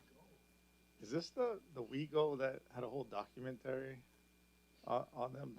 That we grow and we do this and we that whole, no? Local nonprofit? Okay, thank you. All those in favor of approving Resolution 571-26, please say aye. Any opposed? Motion carries 8 ayes, 1 excuse. Councilmember Kirkowitz, Resolution 571-26 is approved. Is there any testimony for Resolution 572-26? Hearing none, Resolution 572-26 transfers, appropriates, and appropriation out from a designated fund account, credit seen to a designated fund account with a grant to the International Karate League, Kamuela, to assist with expenses for its Kamuela Dojo. Transfers $2,600 in the Clerk Council Services Contingency Relief Account, Council District 9, and credits to the Department of Liquor Control Public Programs Account, introduced by Councilmember Hustis. Chair, move to approve Resolution 572-26. Moved by Councilmember Hustis, seconded by Vice Chair Onishi to approve Resolution 572-26. Councilmember Hustis. Thank you, Chair. Just lending support to our Karate League in Waimea and Kamuela Dojo for youth recreations and sports activity. Thank you for your consideration. Thank you. All those in favor of approving Resolution 572-26, please say aye. Any opposed? Motion carries 9 ayes. Resolution 572-26 is approved. Is there any testimony for Resolution 573-26? Hearing none, Resolution 573-26 transfers appropriates an appropriation out from a designated fund account, credit same to a designated fund account with a grant to North Kohala Community Resource Center to assist with expenses for the North Kohala Community Emergency Response Team. Transfers $2,500 in the Clerk Council Services Contingency Relief Account, Council District 9, and credits to Department of Control Public Programs Account, introduced by Councilmember Hustis. Chair, I move to approve Resolution 573-26. Moved by Councilmember Hustis, seconded by Vice Chair Onishi to approve Resolution 573-26. Councilmember Hustis. Thank you, Chair. Looking for the support for this one. So you've heard some testimony this morning. And I want to mahalo the community for testifying as well, sending a written testimony about their engagement and standing up the CERT team there in North Kohala, kind of a very remote community. So a lot of community members that are spending their own dollars to kind of bring that pieces together. So offering support, and of course in partnership with Civil Defense and the work that they do, but offering those community members additional support. So thank you for consideration. All those in favor of approving Resolution 573-26, please say aye. Any opposed? Motion carries 9 ayes. Resolution 573-26 is approved. We will be saving Bill 66 as our last agenda item for today, so please proceed through the rest of the agenda. Bills for first reading. Bill 152 initiates an amendment to Article 3, Section 3-18 of the Charter of the County of Hawaii 2024 edition relating to the Office of the County Auditor. Clarifies that the County Auditor has the same power with respect to employees within the Office of the County Auditor as department heads in the executive branch, and specifies that the County Auditor may appoint a deputy. Introduced by Councilmembers Inaba and Kirkowitz. This requires 2/3 vote, and also this is the first of 3 required readings. Chair, motion to approve Bill 152 on first reading. Moved by Councilmember Kirkowitz, seconded by Councilmember Kagiwara to approve Bill 152 at first reading. Councilmember Kirkowitz. Thank you, Chair. It was my pleasure to co-introduce this proposed charter amendment with you to ensure continuity of operations within our auditor's office. Looking for everyone's continued support. Thank you. Thank you. And we do have our county auditor joining us via Zoom if anyone has questions. If not, thank you, Auditor, for being here. All those in favor of approving Bill 152 at first reading, please say aye. Any opposed? Motion carries 9 ayes. Bill 152 is approved at first reading. Is there any testimony for Bill 153? Hearing none, Bill 153 amends Orders Number 2545 as amended the operating budget of the County of Hawaii for the fiscal year ending June 30, 2026, appropriates resident state grants coffee berry borer, coffee leaf rust pesticide subsidy program account, $150,000, and appropriates the same to the coffee berry borer, coffee leaf rust pesticide subsidy program account. Funds be used to aid coffee growers in Kona and Ka'u by offsetting the cost of purchasing approved pesticides. Introduced by Councilmember Connolly Kleinfelder by request. Chair, motion to approve Bill 153 at first reading. Moved by Councilmember Kaniele Kleinfelder, seconded by Councilmember Galimba to approve Bill 153 at first reading. All those in favor, please say aye. Any opposed? Motion carries 9 ayes. Bill 153 is approved at first reading. Bills are up for second and final reading. It starts with Bill 148. And is there any testimony for Bill 148?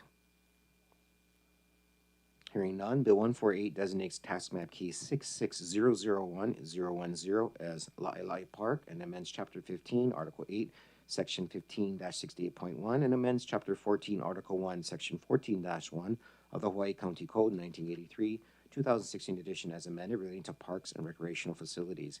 Adds La'ilai Park, located in Waimea, to the Parks and Recreational Facility Schedule, and to Section 14-1 of the County Code, which prohibits the consumption of alcohol at any time, introduced by Councilmember Hustis. First reading was May 5, 2026. Chair, I move to approve Bill 148 at second and final reading. Moved by Councilmember Hustis, seconded by Vice Chair Onishi to approve Bill 148 at second and final reading. Councilmember Hustis. Thank you, Chair. I appreciate the opportunity to bring this to the council on its second and final reading. This would be a future park space, as I shared in the past, in Waimea for community. A lot of opportunity and potential there in that space. So look forward to those future conversations with the community as we envision that space. But a beautiful name for that space in recognition of the pu'u that sits directly north of the park space and the mo'olelo around our pu'u in Waimea. So wanted to honor that space and the stories there. So thank you for your consideration. Thank you, Councilmember Eustace. All those in favor of approving Bill 148 at second and final reading, please say aye. Any opposed? Motion carries 9 ayes. Bill 148 is approved at second and final reading. Is there any testimony for Bill 150? Hearing none, Bill 150 amends orders number 2545 as amended operating budget of the County of Hawaii for the fiscal year ending June 30, 2026, appropriates residents in the state grants Safe Routes to School non-infrastructure account $50,344 and appropriates the same to the Safe Routes to School non-infrastructure account, introduced by Councilmember Connolly Kleinfelder by request, first reading May 5, 2026. Chair, motion to approve Bill 150. Moved by Councilmember Cornelia E. Kleinfelder, seconded by Councilmember Eustace to approve Bill 150 at second and final reading. Councilmembers, no discussion. All those in favor, please say aye. Any opposed? Motion carries 9 ayes. Bill 150 is approved at second and final reading. Is there any testimony for Bill 151? Hearing none, Bill 151 amends orders number 25-46 as amended relating to public improvements and financing thereof for the fiscal year July 1, 2025 to June 30, 2026, as the Department of Public Works Safe Routes to Waikea School Kilauea Avenue Part 1 project, $1,386,656 to the capital budget. Funds for this project are provided from the state grants receivable. Introduced by Councilmember Connolly Kleinfelder by request. First reading was May 5. This requires 2/3 vote of the entire membership to pass. Chair, motion to approve Bill 151. Thank you. Second and final reading. Motion by Councilmember Cornelia E. Kleinfelder, second by Vice Chair Onishi to approve Bill 151 at second and final reading. All those in favor, please say aye. Any opposed? Motion carries 9 ayes. Bill 151 is approved at second and final reading. Is there any testimony for Bill 155? Hearing none, Bill 155 amends orders number 2545 as amended the operating budget of the County of Hawaii for the fiscal year ending June 30, 2026, appropriates revenues in the federal grants Home Investment Partnership American Rescue Plan Program account $1,977,568 and appropriates the same to the Home Investment Partnership American Rescue Plan accounts. Projects $1,817,225 and administration $160,343. Introduced by Councilmember Connolly Kleinfelder by request. First reading May 5, 2026. Chair, motion to adopt Bill 155 at second and final reading. Moved by Councilmember Cornelia E. Kleinfelder, seconded by Councilmember Eustace to approve Bill 155 at second and final reading. All those in favor, please say aye. Any opposed? Motion carries 9 ayes. Bill 155 is approved at second and final reading. Referrals for executive session, please. Is there any testimony for Communication 884? Hearing none, Communication 884, claim against the County of Hawaii, Clement Chang Sr. from Deputy Corporation Counsel Justin C. Lee, dated April 27, 2026, requesting an attorney-client confidential discussion to consult with the council regarding the above entitled matter, including settlement discussion. A motion, please, to close file on Communication 884. Moved by Vice Chair Onishi, seconded by Councilmember Galimba to close file on Communication 884. Checking with council members if council needs to enter into executive session on this matter. Councilmember Kimball. Yes, motion to confirm the recommendation of Corporation Counsel with respect to the claim against Hawaii County by Clement Chang Sr. Moved by Councilmember Kimball, seconded by Councilmember Galimba to approve the recommendation for settlement as provided by the Corporation Counsel. All those in favor, please say aye. Any opposed? All right, roll call, please. On the motion to approve the recommendation of Corporation Counsel in relation to Communication 884, Councilmember Galimba. Aye. Councilmember Eustace. No. Councilmember Kagiwara. Aye. Councilmember Connolly Kleinfelder. Aye. Councilmember Kirkwitz. Aye. Councilmember Kimball. Aye. Vice Chair Onishi. Aye. Councilmember Villegas. Aye. Chair Inaba. Aye. Chair Inaba, you have 8 votes in favor with Councilmember Eustace voting no. The motion carries. Thank you. All those in favor of closing file on Communication 884, please say aye. Any opposed? Motion carries 9 ayes. Communication 884 is closed. Is there any testimony for communication 885? Hearing none, communication 885, claim against the County of Hawaii, Geico, as subrogee of Clint Bush for the Grace Guerpo Bush. From Deputy Corporation Counsel Justin C. Lee, dated April 27, 2026, requesting an attorney-client confidential discussion to consult with the council regarding the above-entitled matter, including settlement discussion. Motion to close and file communication 885. Moved by Vice Chair Onishi, seconded by Councilmember Eustace to close file on communication 885. The council doesn't appear, so a motion please to accept the recommendation as provided by the Corporation Council in regards to communication 885. Moved by Councilmember Villegas and seconded by Councilmember Eustace. All those in favor, please say aye. Any opposed? Motion carries 9 ayes. The recommendation being requested by the Corporation Council in relation to communication 885 has been approved. All those in favor of closing file on communication 885, please say aye. Any opposed? Motion carries 9 ayes. Communication 885 is closed. With that, we're going to be in a quick 10-minute recess for a bio break. We'll be back at about 12:37. Mahalo.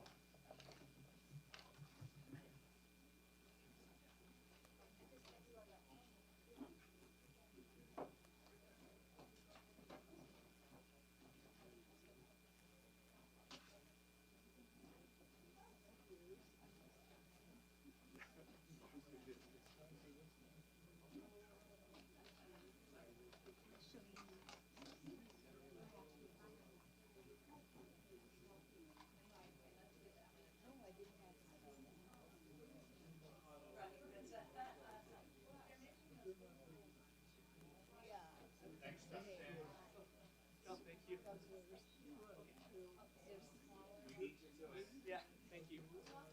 So are they related to AI or are they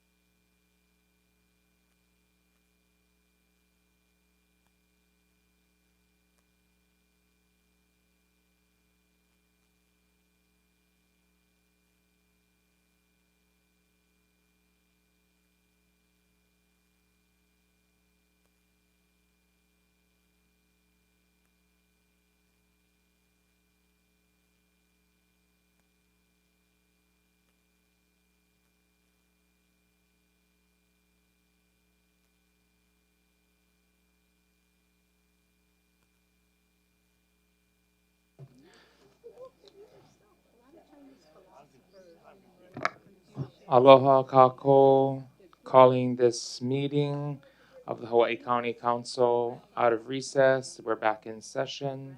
Please be seated. And we are going to continue with our last agenda item this afternoon, Bill 66. Is there any additional testimony for Bill 66 Draft 2 from those who have yet to testify on this matter? Hearing none, Bill 66 Draft 2 adopts the County of Hawaii General Plan 2045 and repeals ordinance number 05-025 as amended, introduced by Councilmember Kirkowitz by request. Communication 372.192 from Councilmember Ashley L. Kirkowitz dated March 4, 2026, transmitting proposed amendments to Bill 66 Draft 2. Communication 372.195 from Councilmember Ashley L. Kirkowitz dated March 19, 2026, transmitting additional information regarding to the 2026 General Plan.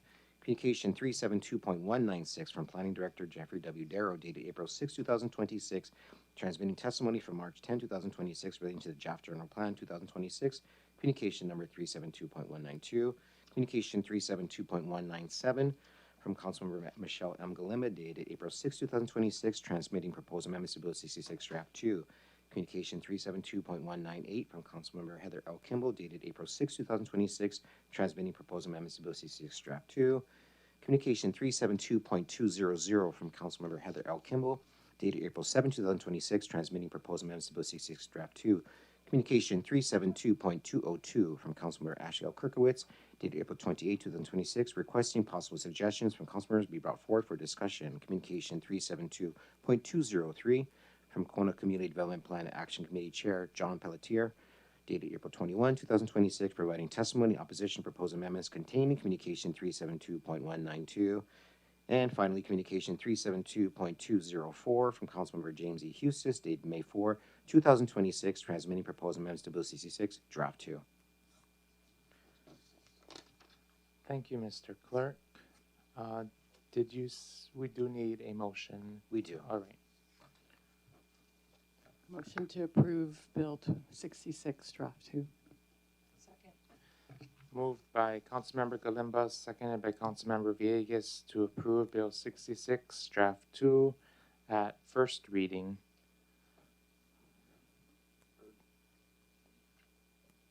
Discussion. Councilmember Galimba. I haven't really said too much about in all of this. And I just wanted to take this time to say that I am a fan of General Plan 2045. I'm not a fan of every single word in it and every single policy in it, but the overall vision and direction I am very much a fan of, especially the biocultural stewardship section. And I'm even in that, I'm not a fan of every single policy in it. But this general plan provides a number of tools, and each policy and action, each action is a potential tool that someone could take up, and they don't have to take it up. This general plan is structured as a collaboration between government and the public at large. So in order to either fulfill or not fulfill any of the particular actions in it will require collaboration between public and private entities, and the public and government as a public entity, as well as potential businesses, nonprofits, other players who may take an interest in any particular policy. And just as for and something that actually got called out, there is a strong desire expressed and goals established towards getting away from fossil fuels. And I drive a diesel truck. And I'm happy to drive a diesel truck because I need it for certain jobs on the ranch. But I also understand that electrifying our public fleet would be a good thing. And given the fact that diesel is now over $7 a gallon, I use my diesel truck only for very specific instances when I absolutely need it. And I'm not afraid that this general plan is going to affect my ability to do what I need to do with my big, old, well, it's not very old, but big fossil fuel burning diesel truck.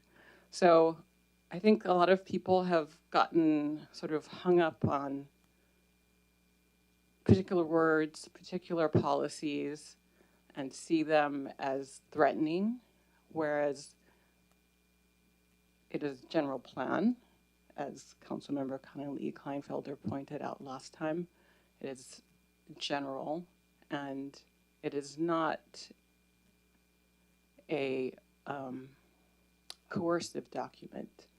It is a plan for all of us to go in a direction that I think the majority of people on this island want to go in. And I respect those who don't want to go in that direction. And I don't think that there is anything in here that will change your, or not allow you to burn all the fossil fuel that you want in your personal life, paying, market prices. So that is my take on it. I think there's some really, really wonderful things in it that I'm a huge fan of, and I really want to thank the planning department and the planning team and everyone that put in the thousands of hours to create this plan. And I yield at this time.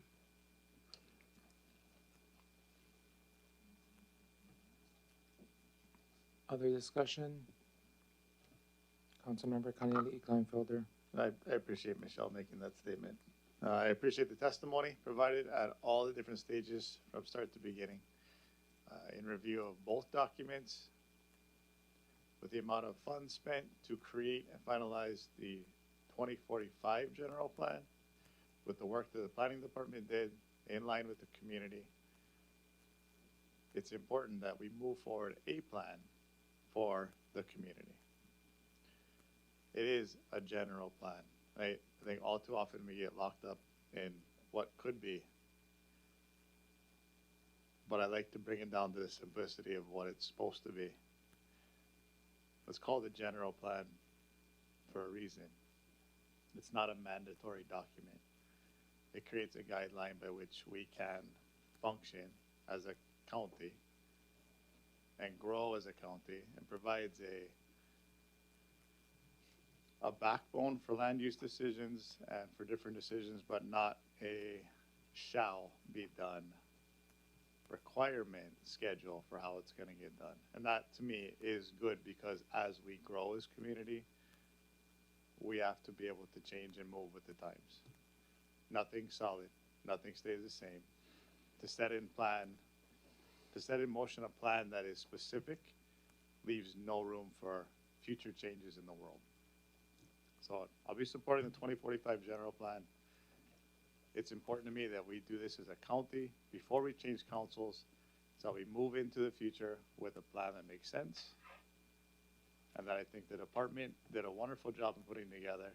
And the community, again, you have been participating, you have been heard, you're not being ignored, but there's a balance between public, future planning, government officials, planning department, and all the input, and what is best for Hawaii Island, with everything taken into account.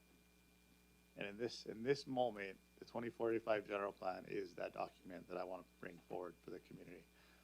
So thank you for everyone's time and energy into this, both Ms. Kirkowitz for bringing forward a new version, for the community and expressing what's important to them, for the different council members expressing why they feel the way they do.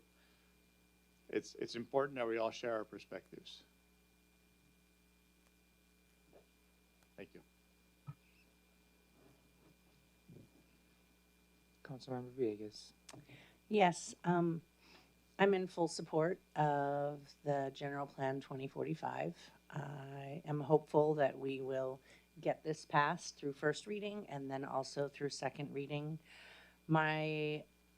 Honestly, my heart breaks for some of the testifiers because I see and hear the concern and the fear and the belief systems that this is some kind of a conspiracy document related to a global world order and whatnot. And having been raised by a father who believed very similar things and indoctrinated at a young age to be afraid of things that did not happen, but there were tiny veins of truth. I know what it's like to live with that belief system, and it's unfortunate. It can be debilitating.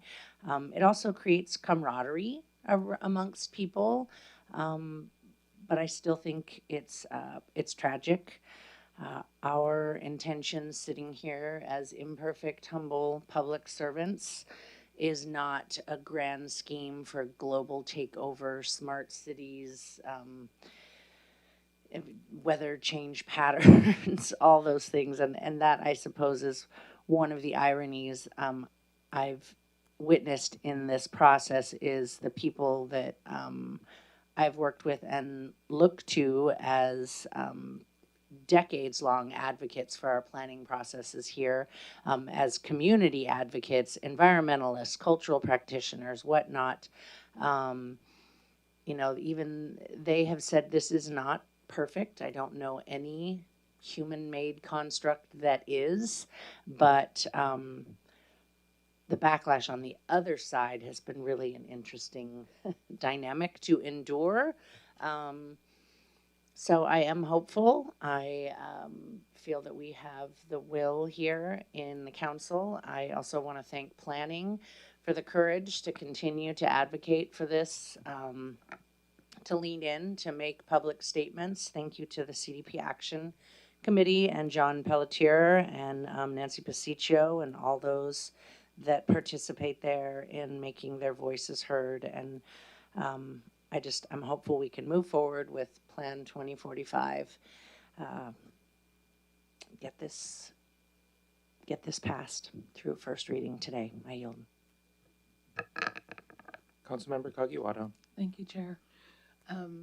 Yeah, I do hear also, you know, a lot of stress in the community around this bill, and I'm sad about that. But you know, the struggle, the discussions are so important that we have the ability for people to express themselves here in the chambers and send in testimony. I think it's critical, and so appreciate everybody who participated in any way in this process so far. I do believe that most of us up here are pretty much generalists. We don't know planning the way the people in our planning department who have studied it and worked at it for years and years really understand all the details and the ins and outs. So while I continue to learn and look at every aspect, when we come to something as big as the general plan, I also do believe in the expertise that our planning department brings, and I support that. And I feel like they made a lot of effort to reach out to the community as well over the past several years as this has been going through.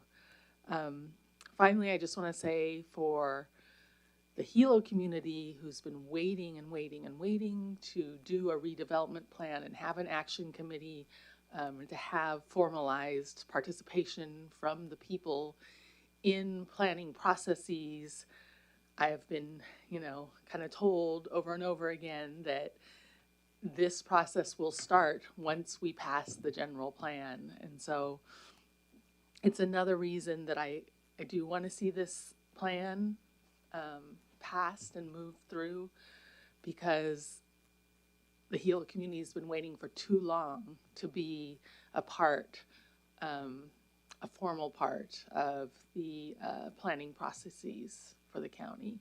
And I want to see that go forward as well. So I will be supporting the 2045 plan. And I really appreciate all my fellow council members who have added so much to these discussions and brought their own personal experiences as well as so much what they've learned over the years. So thank you. I yield. Vice Chair Onishi. Thank you, Chair. Director Darrow, can you please come?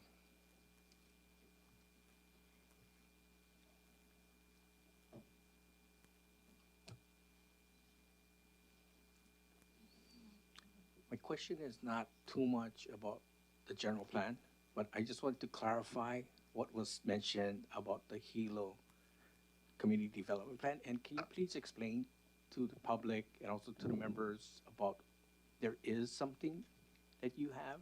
It's not Sure. Yes, go ahead. Good afternoon, Chair Inaba, Vice Chair Onishi, members of the Hawaii County Council, Jeff Darrow with the Planning Department. The question being asked is, we've heard a lot, there is no South Hilo CDP. That is an incorrect statement. It actually was the first community development plan that was passed in 1975. I've read it many times. We still use it to this day when there's applications within South Hilo. It is still pertinent, but it definitely needs to be revised and looked at and amended and new things brought in. But as I mentioned in conversation with you, they were way ahead of their time. They did things in their document that were visionary, including, as I mentioned, the visual assessment of certain areas that they would review and limit and restrict if someone came in for land use entitlements. Thank you. I just wanted to get that because, yeah, I've heard that too. And then, would you still remember who did it, that company? Because what I heard, those people that did it was awesome. I can't, it was the group that was assigned to do it back then. Right. Yeah. Okay, thank you. I yield. Thank you, Vice Chair Onishi. Councilmember Eustis. Thank you, Chair. I appreciate all the time and energy that my colleagues have put into reviewing the general plan, the amendments that were brought forward.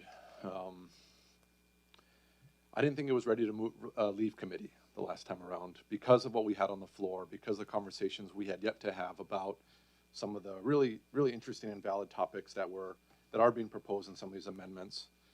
I do worry that we haven't had that conversation about some of them. So I do hope, looking forward to having those conversations succinctly as it relates to this and mapping those out appropriately. We've kind of been put in this interesting place where the rules are in the 05 plan, but it contradicts our legislative authority. So that I've really struggled with that for sure.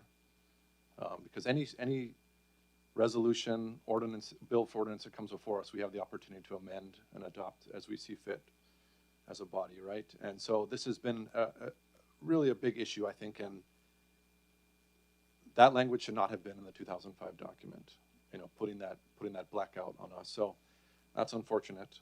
And I have before you, some maps. It's in one communication as an entire package, and then I did separate them out to be considered as one at a time.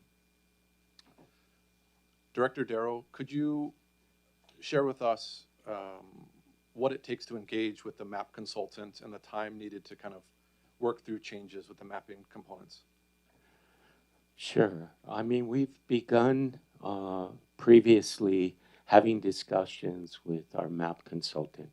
We were anticipating a number of amendments from the council members, and we had engaged with the consultant to prepare for a number of map changes. So we were in this process that we were going to receive them and start initiating, but there was things got put on hold at a period of time, and so that stopped. Had that happened, I'm sure those would have been done now.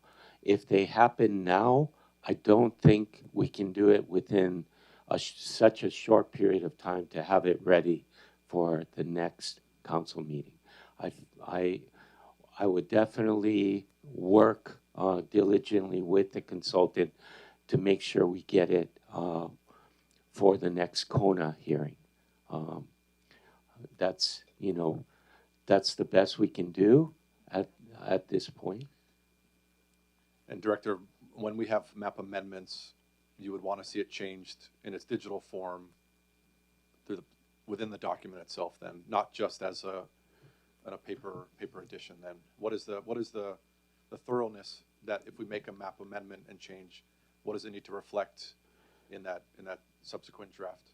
So this may not be an answer for me to answer. And the reason why I'm saying that is it may be a decision that the council can make, in the sense that if what has to happen is, obviously you've submitted a request for amendments, then there has to be a proposed draft 3, right? And the draft 3 usually is a prepared document with the draft 3, yeah.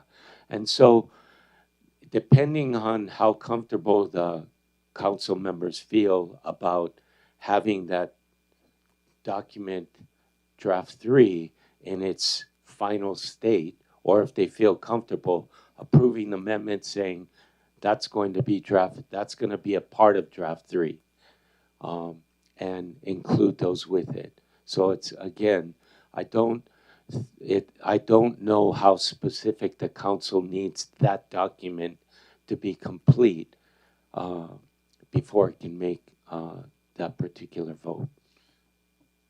Chair, did you want to add anything on that? Yes. Like any other legislation, especially with the agendizing of a potential draft 3, should any amendment be passed today, draft 3 would need to be complete and provided in Laserfiche for public access to include any amendment that was passed by the council.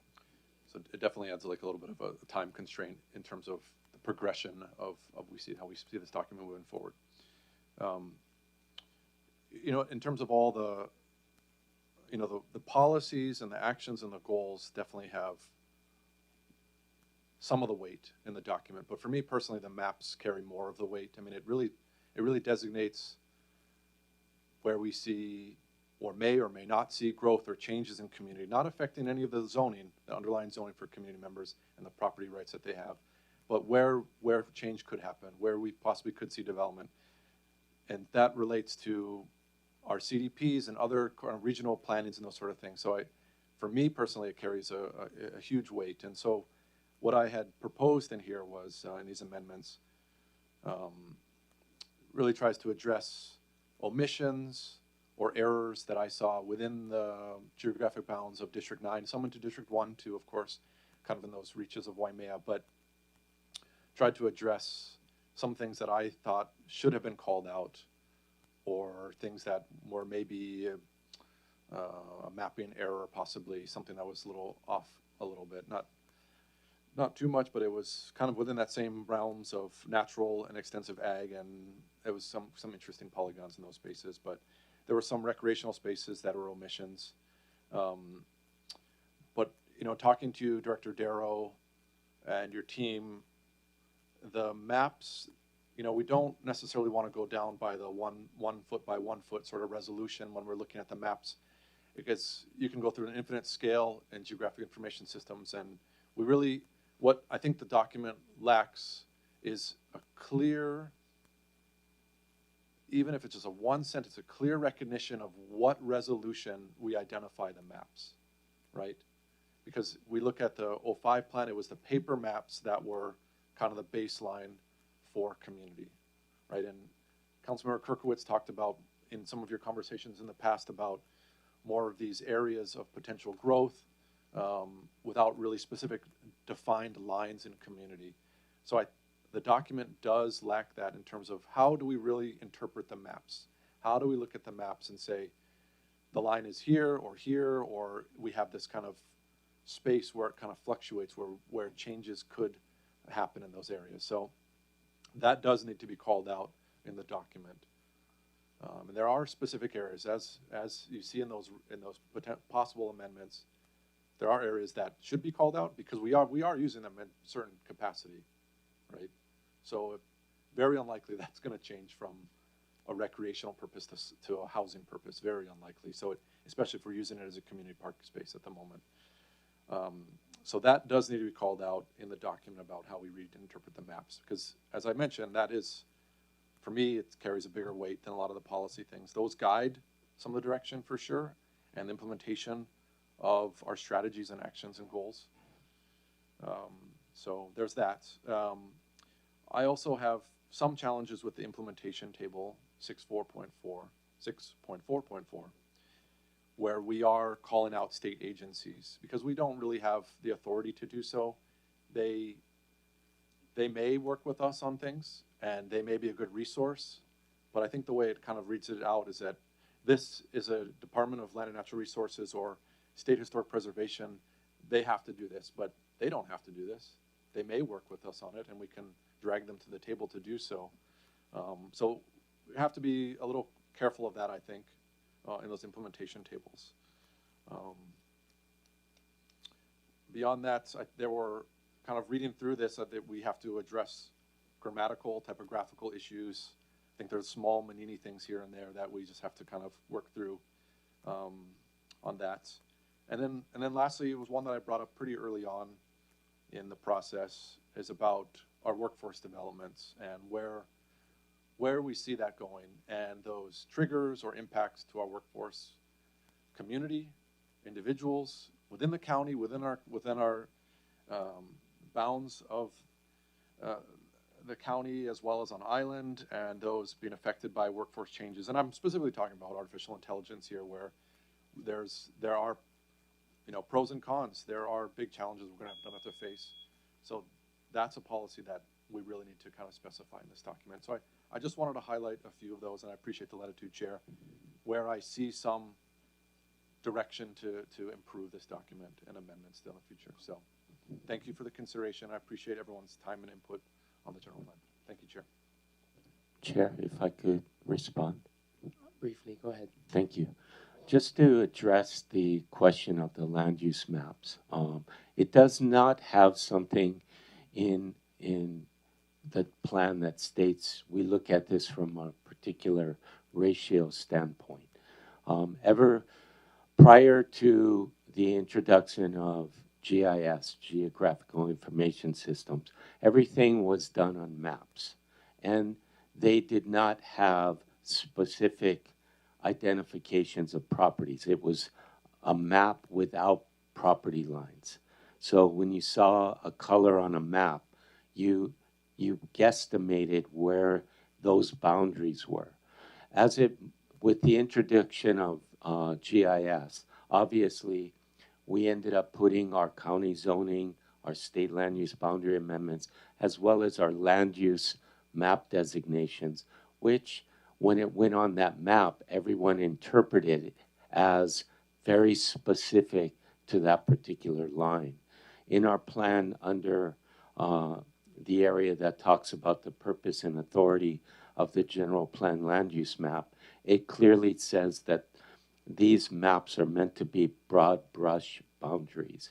It doesn't use a ratio, but we've always applied that broad brush ratio when we've made these decisions.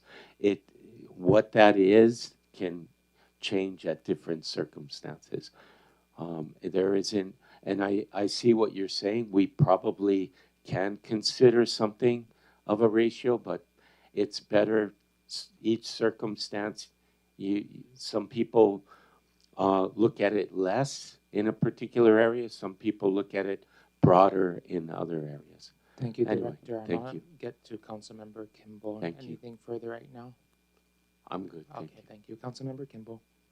Yeah, I was just going to add to this particular part of the conversation. I agree with Councilmember Eustace that, in my mind, the maps are usually the most significant aspect of this entire package. I would disagree respectfully with regard to really specifying a scale or, you know, any kind of metric about how you interpret that map, because it is that flexibility in interpretation that identifies this plan as a general plan as opposed to a specific land use plan, which is what our zoning code is. And so, you know, I think one of the proposals that Councilmember Kirkowitz has had through the course of this discussion was really changing the maps maybe to more of a heat map rather than these defined lines. And I think that's a logical proposal as well. I bring this up in the context of that I've looked at your amendments. I, for one, and I may be alone on this, would be perfectly willing to accept your error, the ones that you see as corrections as amendments at this time. And, you know, if the electronic version isn't updated in time, I think we have sufficient documentation in the amendment documents themselves to represent what our intention is as the body. And I think that's what matters when we're looking at future drafts. So again, that may just be me, but I'm fine with proceeding with these proposed corrective amendments in terms of the map. I will say that I'm going to, again, not introduce any of the narrative amendments that I've put forward. I do want to highlight the data center thing again, because I keep going around on this. But to be like super clear, I don't think it's appropriate to have data centers here. There's just too much energy use, too much water use. They're so disruptive to communities. That's just what I'm hearing again and again from our colleagues at the national level. They are essentially prohibited in our code. There's a little more that we can do to strengthen that, but I will say that people and I was just talking to the director about this, in state land use ag, there might be a mechanism through the state to get a special use permit. And so at some point, somewhere, we are going to have to put constraints, even though by default they're prohibited as in the sense that they're not a permitted use right now. Anyway, just putting that out there. Thank you. Any other feedback? Councilmember Kirkowitz? Yeah, thank you. What a journey this has been. You know, one of the, I think, greatest responsibilities we have as council members is to create that long-range vision for our county. Very few, I think, votes carry that weight outside of adopting our annual budget. You know, this document is going to influence how and where communities grow, how we prioritize resources, and really the future we are having the next generation inherit. They're going to be inheriting the strengths and shortcomings of our decisions. This has been quite a process, and I think it reflects what is really beautiful about our island, and that is that people care so deeply about this place and our future. You know, folks have testified for years, for hours. Folks have organized, they've shown up time and again to advocate for what they believe in. And so I'm grateful to see this level of civic engagement. But there is a side of this process that I do want to acknowledge because it's been also very painful and stressful and very tense here at council and in the community. Disagreement is very healthy, and I think that has a place in our civil discourse. But I think what has concerned me throughout this process is the inability for differing viewpoints to exist without dehumanizing someone else. We have all been on the receiving end of personal attacks and vilifying comments, and I don't think that represents the best of who we are as a body or as a community. So I hope that we can take this process to heart and just be kinder going forward and treat everyone with the dignity that people deserve. We can disagree without becoming enemies.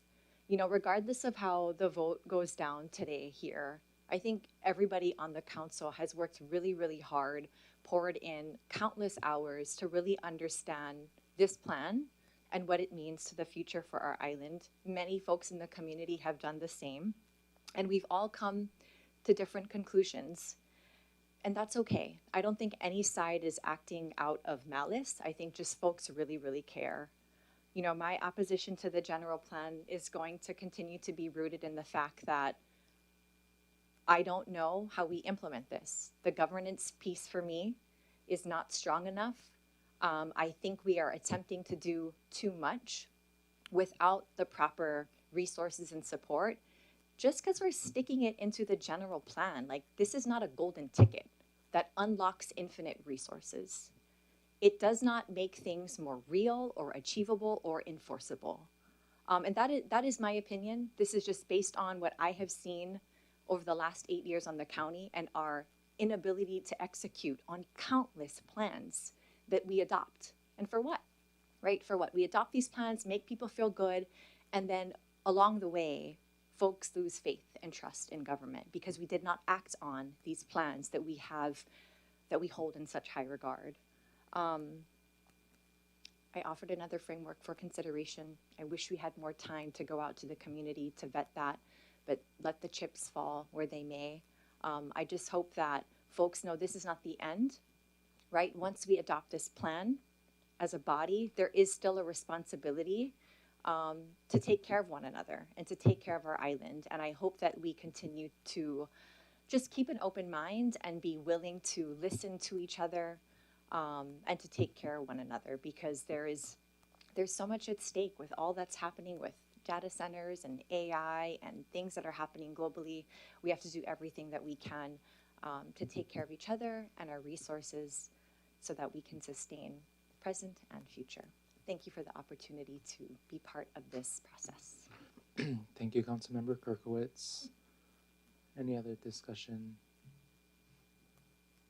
Alrighty. I guess I would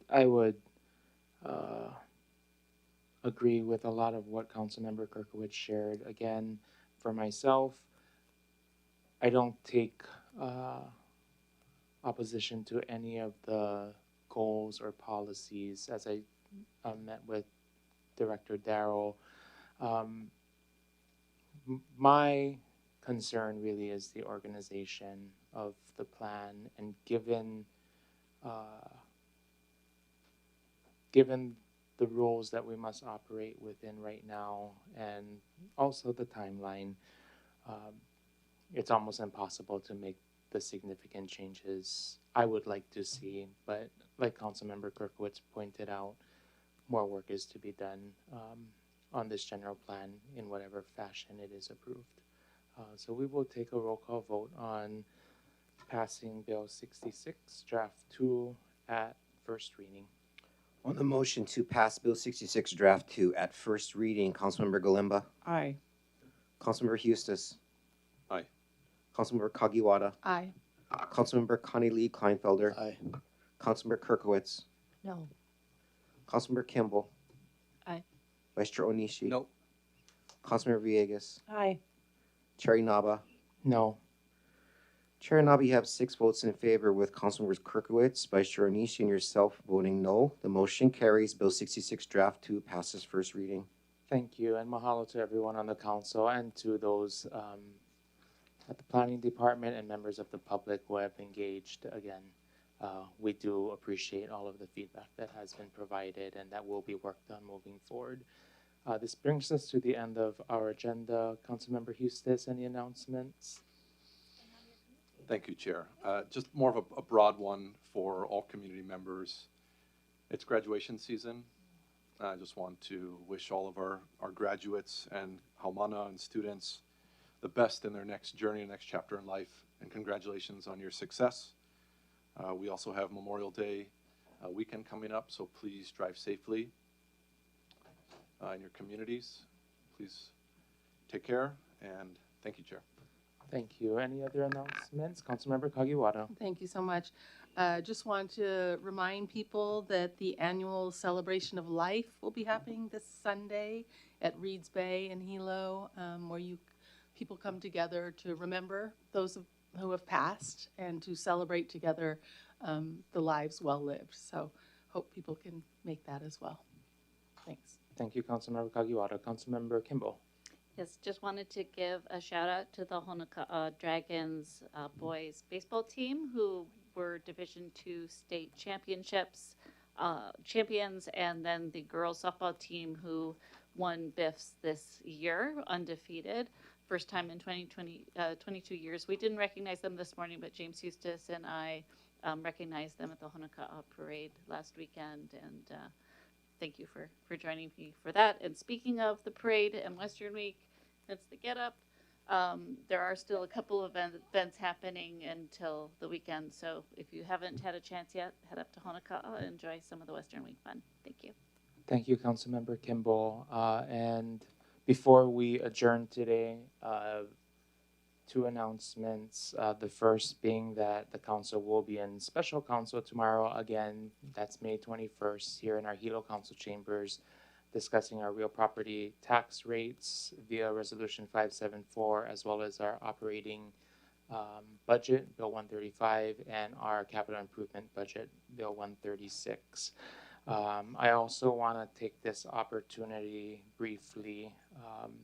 Last Friday, we know that there have been accidents here car accidents here on Hawaiʻi Island, and unfortunately, in Friday's accident on Saddle Road, we lost one of our own county parks and recreation workers, Troy Race. He was 29 years old and was a parks caretaker with the South Hilo Sea Crew for a little over a year. He was brought on as a temporary hire at the end of 2024 and became permanently hired at the end of 2025. But his co-workers in Parks and Recreation recognized him as a good worker who got along with everyone, someone who enjoyed drag racing and motorcycles. And furthermore, his fiance, Jadlyn Cariaga, also lost her life in the same accident. So if we could just have a brief moment of silence to recognize those two lives and to send our aloha to the Cariaga Race Ohana, as well as our Ohana at Parks and Recreation.